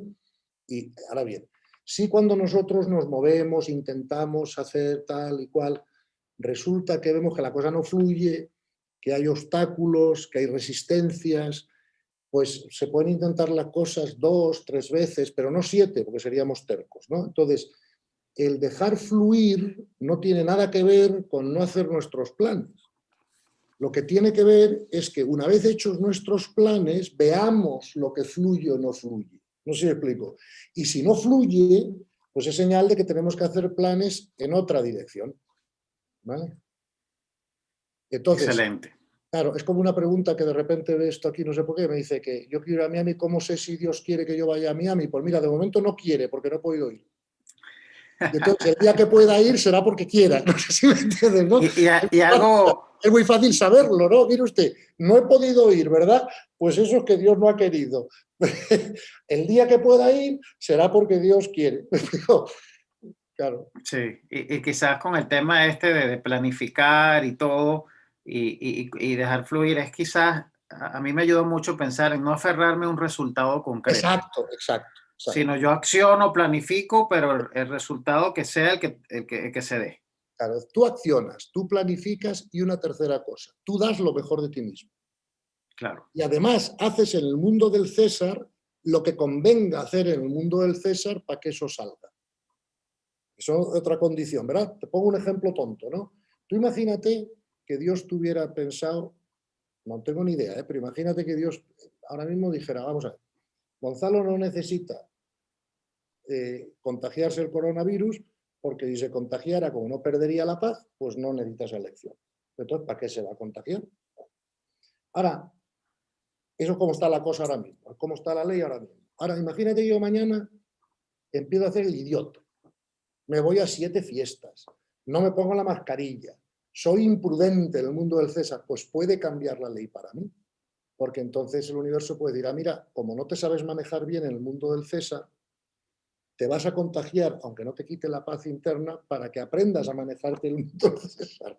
Por eso el Evangelio dice, tú dale al César lo que es del César y a Dios lo que es de Dios, ¿no? Entonces, tenemos que aprender también el mundo de la materia porque cuando nos graduemos, nuestra única actividad inicial será ser de servicio a los que siguen aquí todavía sin graduar. Y claro, si no comprendemos bien cómo funciona el 3D, tampoco podremos ser mucho de servicio desde allá arriba, ¿no? Entonces, por lo tanto, creo que eso también hay que tenerlo en cuenta. Entonces, tú da lo mejor de ti mismo, como tú bien has dicho. Tú abandona el resultado en manos de Dios. Y también, sé cómo se dice en inglés, aprende a ser proficient en el mundo del César. claro. Claro. Ahora, unas preguntas un poquito picantes. Venga, venga. O bueno, Sí, yo sí, la veo sí. así, pero me Nada, nada, por encantan, ¿no? A mí favor, me nada, encantan. nada, nada. Ningún problema. ¿Puede encontrar el ser humano en la religión Sí, cristiana u sí. otra la misma expansión, libertad y fortaleza interior que consigue en la espiritualidad? Sí, si esa religión está explicada, vivida ¿sabes? Y concebida desde un alto nivel. No si todo ese acto religioso, pertenencia religiosa o concepción de la religión es de nivel medio. Ok, ya que la pregunta es picante, ¿tú consideras que las religiones hoy en día, como están de alguna manera comunicándose con la mayoría de la gente, están a ese nivel? No. Ok, Prueba de ello es que llevamos 2000 años sin paz interior. ok. Y claro, que hay otra que está asociada a esta. ¿Es la religión un reflejo o una respuesta del ego? Depende del nivel desde donde se explique y donde se viva. Si la religión es explicada o vivida por una persona con el ego trascendido, pues entonces ya es transegoica. Ahora, en el 99% de los casos, como el 99% de las personas no han trascendido el ego, pues entonces muchas veces la religión, pues claro, tiene los reflejos y las influencias y los inconvenientes de lo egoico. Perfecto. Esta pregunta acá entra, que está interesante. ¿Cómo mejor y más rápido alinearnos con lo que hemos a cumplir en esta vida, nuestro propósito y lo que venimos a aprender? O sea, ¿cómo mejor rápidamente Acepta- alinearnos con eso? Aceptando la voluntad de Dios. Verás, a veces hay una cosa que las personas no hemos comprendido bien, ¿no? O sea, cuando hablamos de libertad, yo quiero explicar que hay dos niveles de libertades, ¿no? Primero tenemos un nivel de libertad allá arriba, es decir, cuando el alma va a encarnar, ¿verdad? De alguna manera se le presenta al alma el destino que debe vivir para aprender las asignaturas de alguna manera que viene a aprender en esa experiencia, ¿no?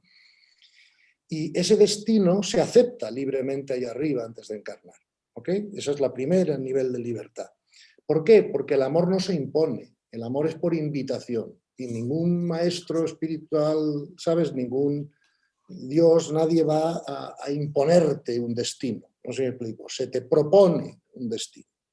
A veces las almas se niegan porque lo ven muy difícil y bueno, prefiero hacerlo más poco a poco, ponme algo más fácil, puede ocurrir, ¿vale? Bien. Entonces, en todo caso, sea el destino que tengamos cuando encarnamos, ya lo hemos aceptado arriba primero. Luego, eso se nos olvida, ¿no? Como parte de todo lo demás. Y aquí tenemos la libertad de aquí para efectivamente ver si corroboramos la libertad de allá de aceptar el destino, ¿no? Pero como siempre, la forma más rápida de vivir tu destino es aceptar, comprender que es lo más importante para ti. No hay cosa más importante en la vida de una persona que vivir su destino. Es todavía más importante que el servicio, fíjate lo que te digo. ¿Por qué? Porque si yo no vivo mi destino, no crezco lo suficiente como para poder mejorar mi servicio.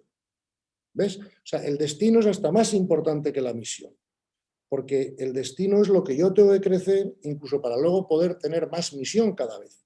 Acuérdate que siempre hemos dicho que a mayor nivel de conciencia, menos destino y más misión. A menor nivel de conciencia, más destino y menos misión. Por lo tanto, si yo quiero tener una misión cada vez más grande, tengo que tener cada vez más el destino trascendido. Por lo tanto, si hay algo importante en la vida de los seres humanos, hay muchas cosas importantes, pero si hay algo verdaderamente importante es aceptar tu destino y aprender lo que te viene a enseñar. ¿Y cómo sé yo si estoy listo? ¿Cómo sé yo si ya Sí, he cumplido lo que el destino quería que cumpliera a nivel de aprendizaje para poder dedicarle más esfuerzo al servicio? ¿Cómo sé dónde estoy? muy fácil. ¿Pierdes mucho la paz?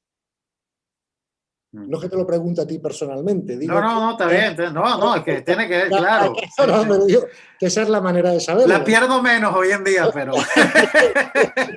Y yo creo que eso nos pasa a todos ya, ¿no? Entonces, efectivamente, esa es la manera de saberlo. ¿Cómo saber si he trascendido mi destino? Bueno, ya no hay nada que me quite la paz.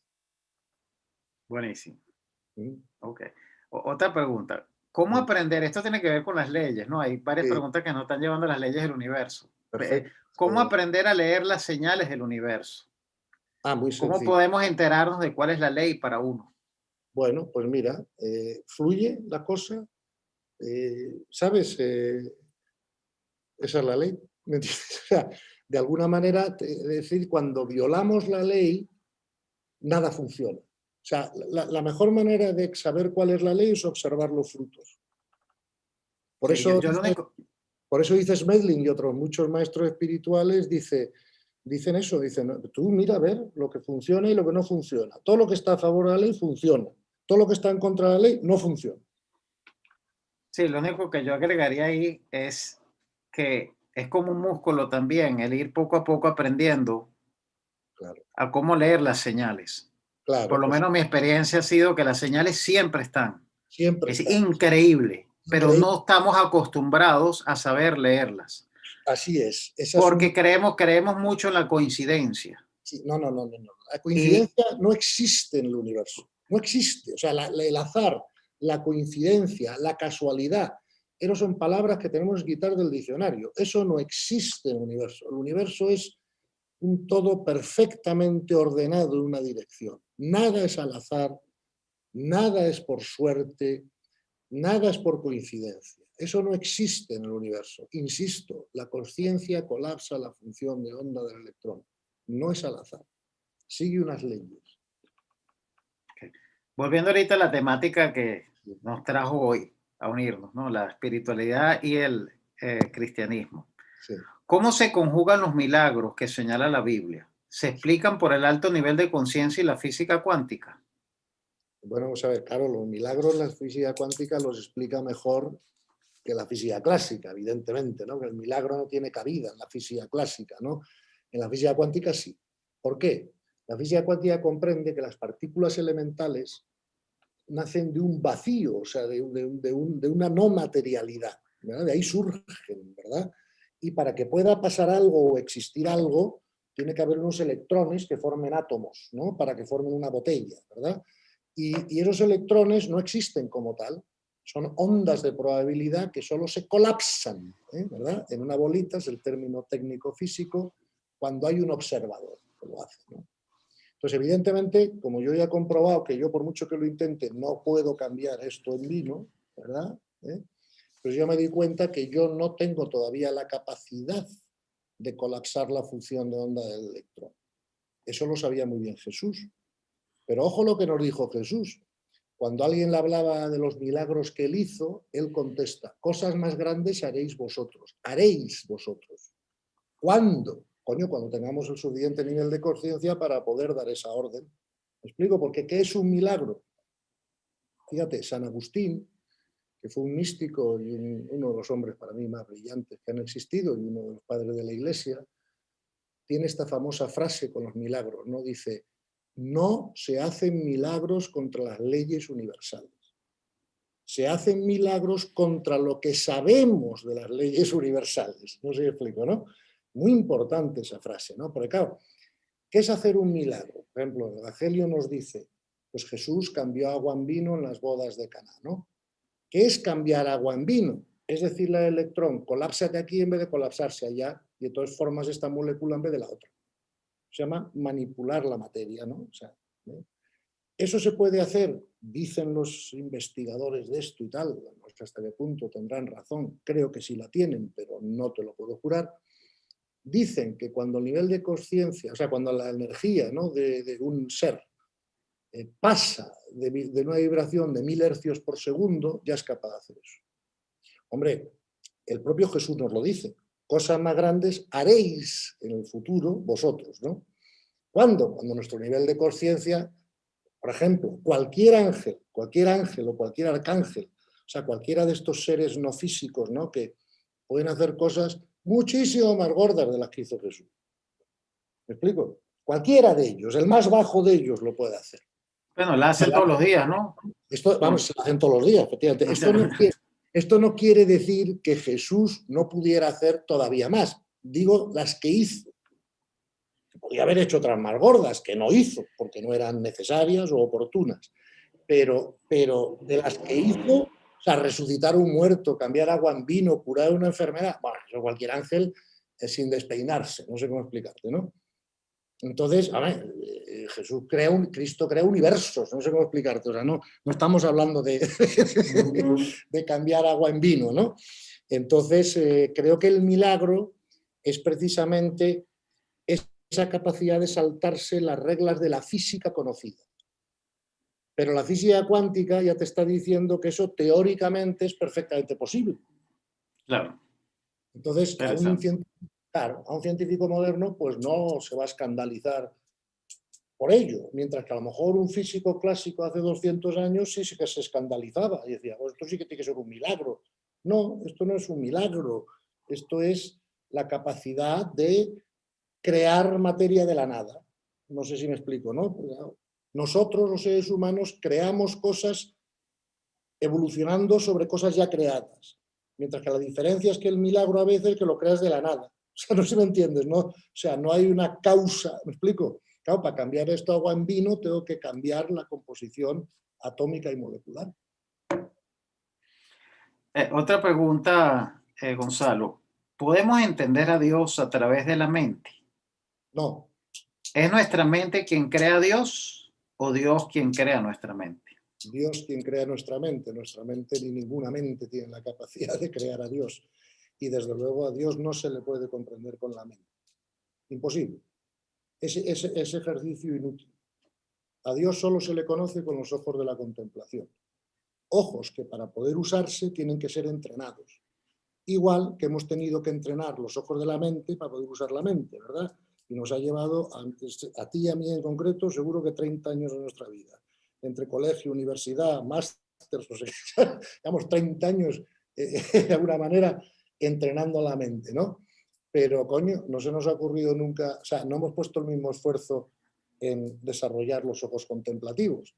Entonces, lo que hemos entrenado es una capacidad que se llama la mente y que nos va a servir para montar empresas, para escribir un libro, para entender la realidad, para muchas cosas. Pero para conocer a Dios, no.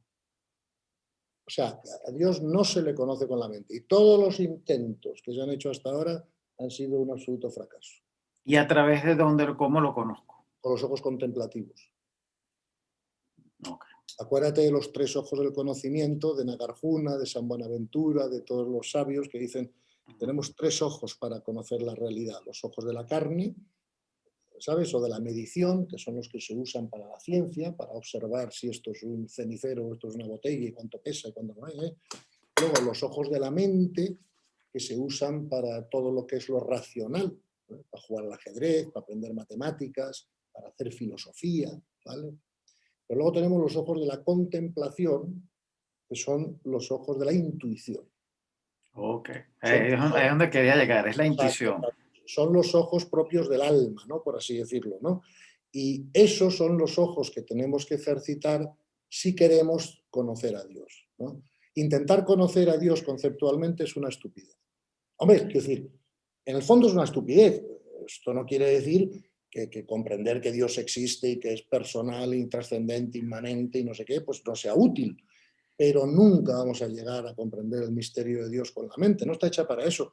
Es como si me dijeras, oye Gonzalo, ¿tú puedes escuchar por la nariz? Te diría, no. Yo escucho por la oreja y por la nariz huelo. ¿Entiendes? Entonces, no podemos, si tú pretendieras escuchar por la nariz, ¿qué éxito tendrías? ¿Y por dónde escuchas la intuición? Por los ojos contemplativos del alma. Porque la intuición es transmental, mientras que el instinto es premental. ¿Y qué rol puede jugar el corazón en ese proceso? Es que el corazón, ¿qué narices es el corazón? O sea, entiéndeme, porque es que este tema, vamos a ver. Bueno, dicen que hay más neuronas en el corazón que en la mente. Sí, pero eso no tiene que... Sí, no, más no. En el corazón concretamente hay 40.000 neuronas. En la mente hay muchas más. Lo que pasa es que esas del corazón son bastante potentes, por lo que dicen, pero son 40.000. Pero vamos, sea lo que sea, si son neuronas, estamos hablando de mental. No sé si me... Por eso digo que a mí usar la palabra corazón no me gusta mucho porque no es muy precisa, ¿verdad? ¿Por qué? Porque claro, y se da muchas interpretaciones. Claro, se da muchas interpretaciones. Pero cuando hablamos de corazón, ¿de qué estamos hablando? De emociones, de sentimientos, de intuición, todo junto. O sea, no sabemos bien. Mientras que si hacemos la división del ser humano como lo hacemos nosotros, multidimensional, o sea, cuerpo físico, emocional, sentimental, mental y alma, ahí sí que se ve claro dónde está cada cosa y cuál es el origen de cada centro, y me explico, ¿no? Perfecto. Y lo que quizás para muchos, o sea, entendiendo que la intuición al final es tu conexión con tu ser superior y Sí, por ende con la sabiduría, sin duda. ¿cómo poder distinguir? Creo que es bueno volver a aclararlo entre la intuición y el instinto. Ay, que es que eso lo hemos hablado muchas veces, sí, y eso es al principio muy difícil. A mí me costó años, te lo reconozco. ¿Verás por qué? Porque lo fácil es distinguir el instinto de la razón, porque el instinto viene de golpe, ¡plaf! ¿Me explico? Mientras que la razón es secuencial. A lleva B, que lleva C, que lleva D. Y además cuando estás pensando te cansas, estás usando energía en el proceso secuencial, ¿verdad?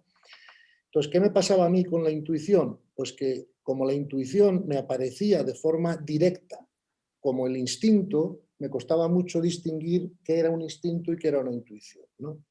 Y la verdad que luché muchos años con ese problema, ¿no? Pues claro, ¿qué me pasaba a mí? Pues creo que lo mismo que a ti y que a todos los demás que en esta charla, porque como la educación que hemos recibido de la sociedad, de la cultura, de nuestros padres, es que tenemos que pasar el instinto por la razón, claro, pues no seríamos animales. Explico, claro, imagínate, yo a un perro mío, como le he dado 20 kilos de comida, se lo come de golpe. O sea, tú lo sabes. Y como voy a pasar una perra en celo, pues se acabó la discusión, ¿me entiendes? O sea, no hay... Entonces, claro, nosotros pesaríamos 500 kilos, tendríamos 1000 novias, yo qué sé, ¿no? Si, digamos, si viviéramos desde el instinto, ¿no? Entonces, claro, no, es bueno pasar el instinto por la razón para poder comportarnos como seres humanos y no como animales. Pero claro, así como es bueno pasar el instinto por la razón, no es bueno pasar la intuición por la razón porque te la cargas. Como es superior a la razón, si la bajas a la razón, te la cargas. No es como si subes el instinto a la razón, lo mejoras. Pero si bajas la intuición a la razón, te la cargas. Entonces, la gran pregunta es esa muy buena que tú has hecho, ¿cómo distinguimos la intuición del instinto? Yo con eso luché muchos años. Hasta que un día un maestro, le hice esta pregunta a un maestro espiritual, me contestó de una manera que me sirvió. Me dijo, mira, Gonzalo, la mejor manera de distinguir esto es que cuando estás teniendo una intuición, esa intuición siempre viene acompañada de una sensación interna de certeza y de paz. Mientras que cuando tienes un instinto, no viene acompañado de esa sensación interna de certeza y de paz, ¿no? Sí, al revés, el instinto te da ansiedad, Exacto. porque tienes que, es de sobrevivir, es de, Y tienes que satisfacerlo. correcto, Claro, es correcto. deseo, Por lo tanto, exacto, ¿no? Entonces, con esa explicación, pues uno pues tiene que observarse, observar en la vida e ir aprendiendo poco a poco a cómo distinguir sus intuiciones, ¿no? Pero siempre que tengas una intuición verdadera, síguela. Porque es que nunca alguien quiere que le recomiendes sobre místicos españoles. ¿Quién místico español, recomiendas de místicos místico españoles? español, hay pues muchos, no sé, pues San Juan de la Cruz, Teresa de Ávila, Santa Catalina de Siena, San Agustín. Bueno, San Agustín no sé si era español, creo que no. San Bueno, Agustín yo diría era, de la lengua hispana, pues, sí, porque, sí, San Agustín, por supuesto, esos que te he nombrado, hay muchos más, pero bueno, esos se me ocurren así de repente. No sé si me explico, ¿no? claro. Mm. Y aquí hay otra pregunta, bueno, que casi quedaría para otra charla, pero igual te la tiro para que por lo menos nos dejes una pincelada. A ver, ¿Cómo trasciende la conciencia? bueno, esto es lo que estamos hablando en todas las charlas. Todas las charlas van encaminadas a la trascendencia de la conciencia, ¿no? Vamos Quizás hablar del archivo de la conciencia, ¿no? Y sí, cómo se diferencia de los otros archivos ayudaría, no sé. bueno, bien, sí, vamos a ver. Sí, como todo es energía más información, todo cuerpo energético tiene que tener su información apropiada, ¿no? Por ejemplo, una molécula pues tiene una información, porque si no, la tendencia de los átomos que forman la molécula es a desorganizarse. Luego, si no hay una información que los mantenga organizados, se desorganiza. Ese es el principio de la entropía de la física, ¿no? Dice, todo tiene tendencia a desorganizarse a no ser que haya una información que lo mantenga cohesionado, ¿no? Entonces, en el ser humano es muy sencillo. Tenemos un cuerpo físico. ¿Cuál es el archivo de información del cuerpo físico? Lo que llamamos el archivo genético, que es lo que determina que tú seas hombre o mujer, alto o bajo, rubio o moreno, lo que sea, ¿no? El archivo genético. Hace mucho tiempo que la ciencia sabe que existe. Luego, el cuerpo emocional y mental tiene su archivo de información, que por llamarlo de alguna manera lo llamamos el archivo de carácter y personalidad, ¿no? Y entonces eso es así, ese archivo existe y es el que determina pues, cómo es tu carácter, tu personalidad. Por ejemplo, tú tienes 3 hijas, ¿no? Y tienen la misma genética, ¿sí o no? Pero no tienen la misma personalidad, ¿que no? Claro. Para nada. Para nada, claro, ¿ves? Luego son 2 archivos de información distintos. ¿Te das cuenta? Bien. Y luego, como tenemos otro cuerpo espiritual que se llama alma, ¿no? O que lo llamamos alma, lo podemos llamar como queramos, pero lo llamamos alma, ¿verdad? Entonces, ese alma tiene que tener también su archivo de información. Y a ese archivo de información lo llamamos archivo de consciencia, para distinguirlo de los otros 2, ¿no? Entonces, ¿qué es el destino? Pues el destino es un llenado del archivo de consciencia. Vamos a ver, si esta botella fuera el archivo de consciencia, cuando somos inocentes no hay nada de agua. Está vacía, el archivo de consciencia. Cuando somos ignorantes, depende cuán ignorantes, pues la tenemos más o menos llena. Y cuando llegamos a la sabiduría, está llena del todo. Entonces, el llenar el archivo de consciencia es precisamente el camino de evolución del ser humano hacia Dios, ¿no? Entonces, esos 3 archivos tienen dos características diferentes. Los 2 primeros archivos, el genético y el mental, el de personalidad, se disuelven, o sea, desaparecen con la muerte física y además son corruptibles. Prueba de ello es que si tú y yo nos bebemos 5 botellas de whisky todas las noches, vamos a acabar con cirrosis y nos hemos cargado nuestro archivo genético. O si dejamos muchos pensamientos negativos, tal, en la mente, vamos a acabar con una depresión. ¿Me explico? Y nos hemos cargado el archivo de carácter y personalidad. Sin embargo, el archivo de consciencia tiene 2 características que lo distinguen de los otros 2 que son increíbles. La primera, que no desaparece con la muerte física, porque el archivo de información va ligado al alma en todo su recorrido, el de consciencia, ¿no? Y la segunda diferencia con los otros 2 archivos es que este archivo de consciencia del alma no es corruptible. No nos lo podemos cargar. Trae una garantía de fábrica y no deja grabar nada que no sea una comprensión de la verdad. O sea, los errores nuestros no se graban en este archivo. Solo se graban cuando son trascendidos. No sé si me explico, ¿no? Entonces, eso es lo que hace que la evolución del alma sea siempre, de alguna manera, hacia arriba, ¿no? Y eso desde el punto de vista de los archivos de información, pero si el fondo de la pregunta es cómo se trasciende, ¿no?, más fácilmente la consciencia, en general, pues volvemos a la respuesta de antes, aceptando la voluntad de Dios, que significa aceptar la realidad. Esa es la manera más rápida de llenar el archivo de consciencia. Todo lo demás es útil, acabarás llenándolo, pero irás en bicicleta y no en avión. Eso sí que te lo puedo asegurar. De eso estoy seguro. Así como otras cosas en la charla, digo, voy a especular, voy a decirte, pero no me hagáis mucho caso. En esto, hacerme caso. Es decir, es que además, por desgracia, no es que sea idea mía, es que está en el Evangelio, en el Bhagavad Gita, en Buda, en todos los grandes maestros espirituales. El camino más rápido hacia el reino es la aceptación de la voluntad de Dios.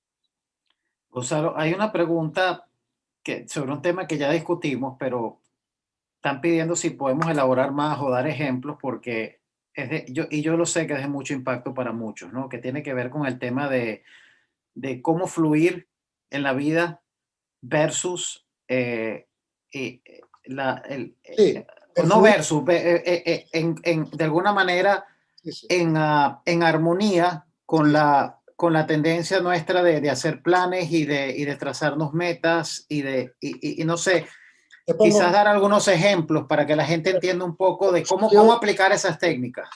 como salió antes el ejemplo de mi viaje a Miami, vamos a aplicar esta técnica a mi viaje a Miami. ¿Te parece? Perfecto. Lo vamos a usar como ejemplo. ¿Okay? Ejemplo, yo hice el plan de ir a Miami hace ya 2 meses, por varias razones. Primero, porque me apetecía ver a mis amigos de allí y seguir impulsando la fundación y ayudando y lo que fuera. Segundo, también porque tengo hijos en Miami, nietos en Miami, que llevo 8 o 9 meses sin verles. Y, hombre, mi responsabilidad como padre de familia y como abuelo, pues estar presente, ¿no?, de alguna manera en la vida de las personas que son correspondientes conmigo en eso, pues para poder, pues no sé, pues ayudar, estar, compartir, lo que sea. Además, por otros motivos, porque yo no soy residente en España y tengo que pasar más de la mitad del año fuera de España. O sea, había muchos motivos que a mí me llevaban a hacer plan de ir a Miami. ¿Ok? Pues ya está, perfecto. Tengo el plan de ir a Miami. En sí mismo ese plan, por todas las razones que te he dado, parece que es bueno. O sea, no hay nada... No es que yo quiera ir a Miami para matar a nadie, ni para, ¿sabes?, comenzar una organización de tráfico de drogas, no, no. Yo ir a Miami pues para ser de servicio, poder ver a mi familia, a mis amigos, pasar, no sé, estar allí, visitar mi casa, o sea, un motivo digno, o sea, no tiene nada de malo con la ley, no sé si me explico, ¿no? Bien. Pues resulta que se me bloquea. Mira, pone Trump una ley que dice que no puede venir nadie de Europa. Ni con test, ni sin test, ni con nada. Que si alguien quiere venir de Europa tiene que pedir lo que se llama un NI, un National Interest Exception. O sea, es decir, que los Estados Unidos están interesados en que yo vaya. Si no, no puedo ir. Ok, pero claro, yo ya vendí mis empresas, no tengo intereses económicos que gestionar, ¿me explico? Porque me dedico a esto. Y es para mí era muy difícil, y desde luego no voy a mentir, no, mire usted, es que tengo que defender una inversión, no.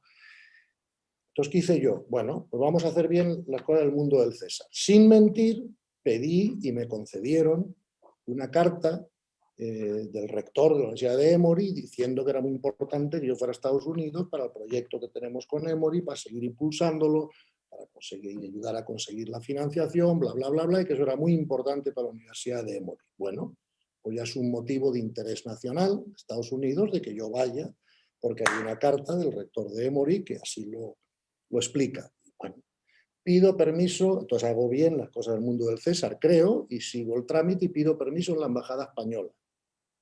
2 meses sin contestación.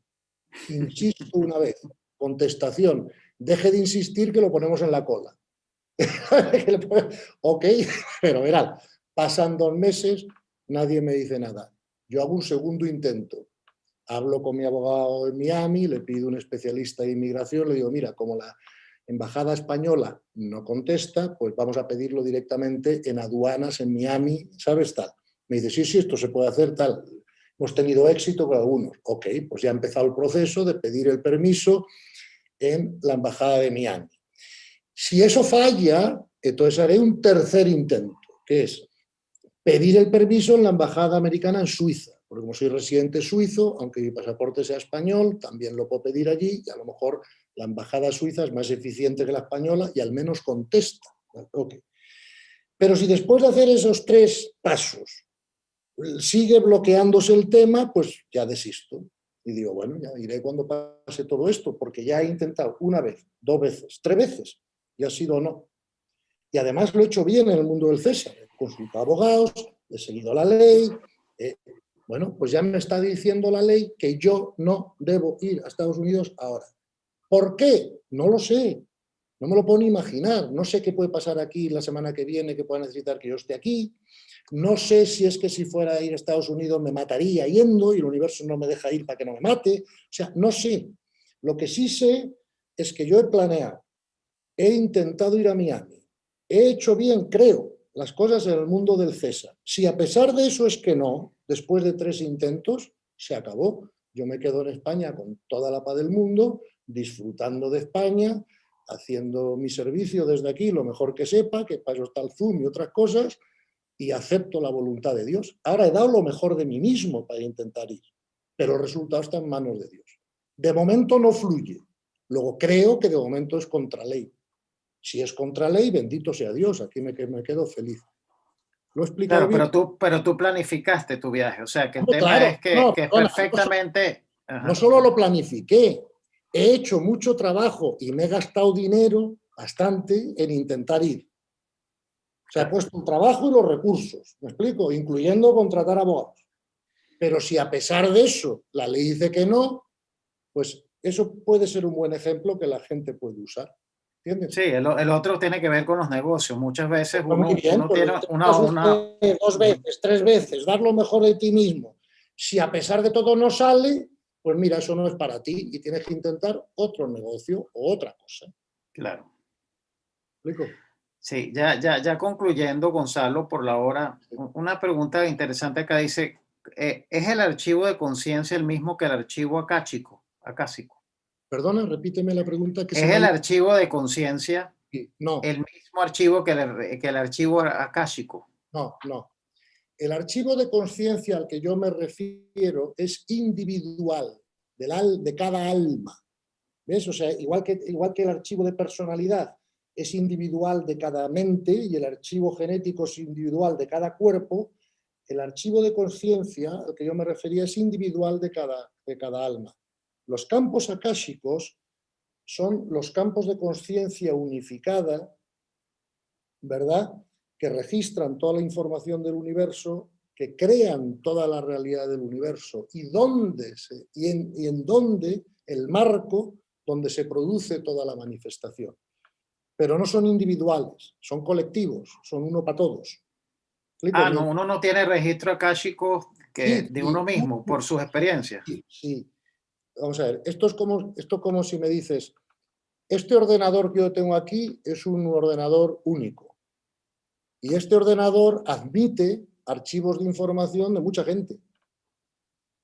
No sé si me explico, ¿no? Y files de todo tipo y tal. Pero el ordenador es uno, ¿me entiendes?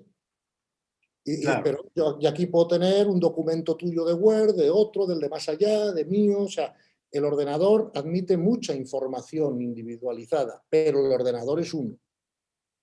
Entonces piensa en los campos acásicos como en el ordenador, ¿verdad? Y piensa en los archivos de conciencia individuales como archivos concretos que se acaban grabando ahí. Y hay registros akáshicos individuales, o sea, que de alguna Sí, manera no, apuntan hacia lo que específicamente yo tengo que seguir experimentando para seguir de alguna manera aprendiendo y por ende creciendo en el nivel de conciencia. sí, pero eso más que de los registros akáshicos depende del diseño de tu destino. Claro, Entonces, pero tiene que ver con lo que también con, bueno, sí, o quiero sea, decir, el karma se sí, va de alguna manera a manifestar. el karma de cada persona está grabado en los archivos akáshicos. O sea, Ok, de la misma manera que, por ejemplo, imagínate que aquí hoy somos 200 personas que sean, personas que estén viendo la charla, ¿no? Bueno, imagínate que cada persona tiene su currículum, ¿no? Pues mira, mándame tu currículum. Mira, estoy nacido tal año, profesión tal, experiencia laboral tal. Yo cojo el currículum tuyo y lo meto en mi ordenador, lo grabo ahí. Ahora me manda otra persona su currículum, lo grabo ahí. ¿Me explico? Ahora, entonces, sí, toda la información del universo está grabada en los archivos akáshicos, pero los campos akáshicos, el campo akáshico es un campo unitario, no es un campo, correcto. no hay 200.000 millones de campos akáshicos, no sé si me explico, ¿no? Igual que si hay 200.000 millones de almas, cada una con su archivo de conciencia. Es Ok. que no sé si me he explicado bien. Sí, Sí, yo creo que sí, que quizás al final es más semántica que otra cosa. sí, Eh, sí. Ahora, y ya finalizando, una última pregunta. Un tema en el cual sigo confundido con respecto a la diferencia entre las enseñanzas de Gerardo y las del doctor Joe Dispenza. sí. Según entiendo, es que en las enseñanzas de Gerardo hay un destino y punto, y es lo que te corresponde. Más, según Dispensa, podemos con el uso de nuestra imaginación, intención, mente, cambiar nuestra realidad. Si puedes darnos luz un poquito sobre esto. Sí, vamos a ver, a mí todo lo que dice Dispensa me parece en general bastante interesante y creo que es un hombre que en general va bien encaminado. Creo que están diciendo en el fondo lo mismo. Vamos a ver, Gerardo lo que dice es que tenemos un destino y yo, o sea, a Gerardo le doy el 100% de la razón. Y a Dispensa le doy el 90% de la razón porque le falta un matiz del 10%. Y te explico mi pensamiento al respecto. Vamos a ver, lo que a mí me va a ocurrir es aquello que yo necesite para crecer. Creo que en eso Gerardo tiene toda la razón. Por lo tanto, si yo voy trascendiendo mi destino, me evito eventos en la vida que no tengo por qué vivir porque ya no tienen nada que enseñarme. Cuando algunos maestros o algunas personas de la nueva era y de tal dicen, no, tú creas tu propia realidad. Un momento, sí, pero indirectamente. Es decir, no es que yo me imagine no sé qué y aparezca un Ferrari rojo, no, inténtalo y verás, como el libro El Secreto, porque no sé cuántas demandas le pusieron, ¿no? No. A ver, si yo soy correspondiente con tener un Ferrari rojo para que eso es lo mejor para mi destino, lo tendré. Y si no, no lo tendré. O sea, todo lo que el universo me pone delante, me da, me quita, me hace, es lo perfecto para el desarrollo de mi alma. Alguien me puede preguntar, Gonzalo, ¿pero cómo va a ser un Ferrari rojo necesario para el desarrollo del alma? Pues mire usted, puede serlo, porque parte de lo que el alma tiene que aprender es a vivir feliz en la escasez y a administrar bien la abundancia y a no pegarse a ella. Entonces, a ver, ¿cómo vas a aprender a administrar bien la abundancia si no tienes con qué administrarla y no puedes tomar decisiones? ¿Me explico? Por lo tanto, todo es posible que sea parte del destino. Si lo tienes, es porque es parte del destino. ¿Vale? Entonces, ¿cuál es el peligro de lo que dice Dispensa si no se entiende bien? No podemos entender que nosotros vamos a crear la realidad solo con nuestro pensamiento o nuestra imaginación. Eso no es así. Ahora, lo que sí tiene razón Dispensa es, si pensamos bien, si trascendemos el destino, si aceptamos la realidad, se creará para nosotros una realidad más agradable. Pues sí, por ejemplo, si tú vas a clase de un alumno de párvulos en unos colegios, vas a ver una clase súper desordenada hasta que no la ordene la profesora al final. Papeles en el suelo, pintando. Si vas a una clase de high school, te vas a encontrar una realidad diferente. No sé si me explico, ¿no? Pero eso pasamos de párvulos a high school porque trascendemos el destino, no porque nos lo imaginamos.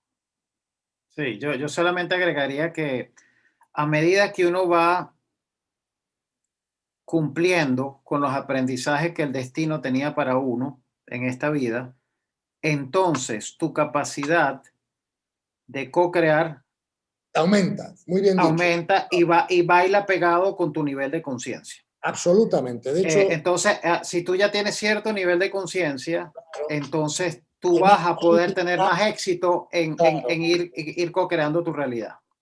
así es. O sea, si tú tienes más nivel de conciencia, tienes más probabilidad de que tus intenciones se manifiesten. Correcto. Correcto. Bueno, Gonzalo, estamos cumpliendo las 2 horas. ¿Qué quieres que te diga? Maravilloso como siempre.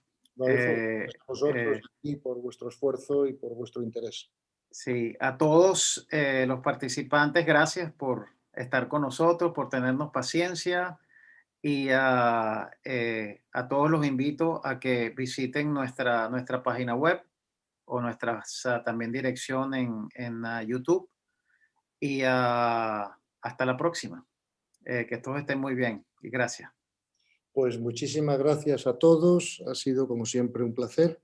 Y nada, dentro de un mes o así, pues intentaremos hacer otra y a ver si seguimos avanzando con todas estas preguntas y respuestas y vamos a ver si conseguimos entre todos ir aprendiendo. Claro que sí. Muchas ¿Vale? gracias. Un abrazo muy fuerte a todos. Gracias a todos.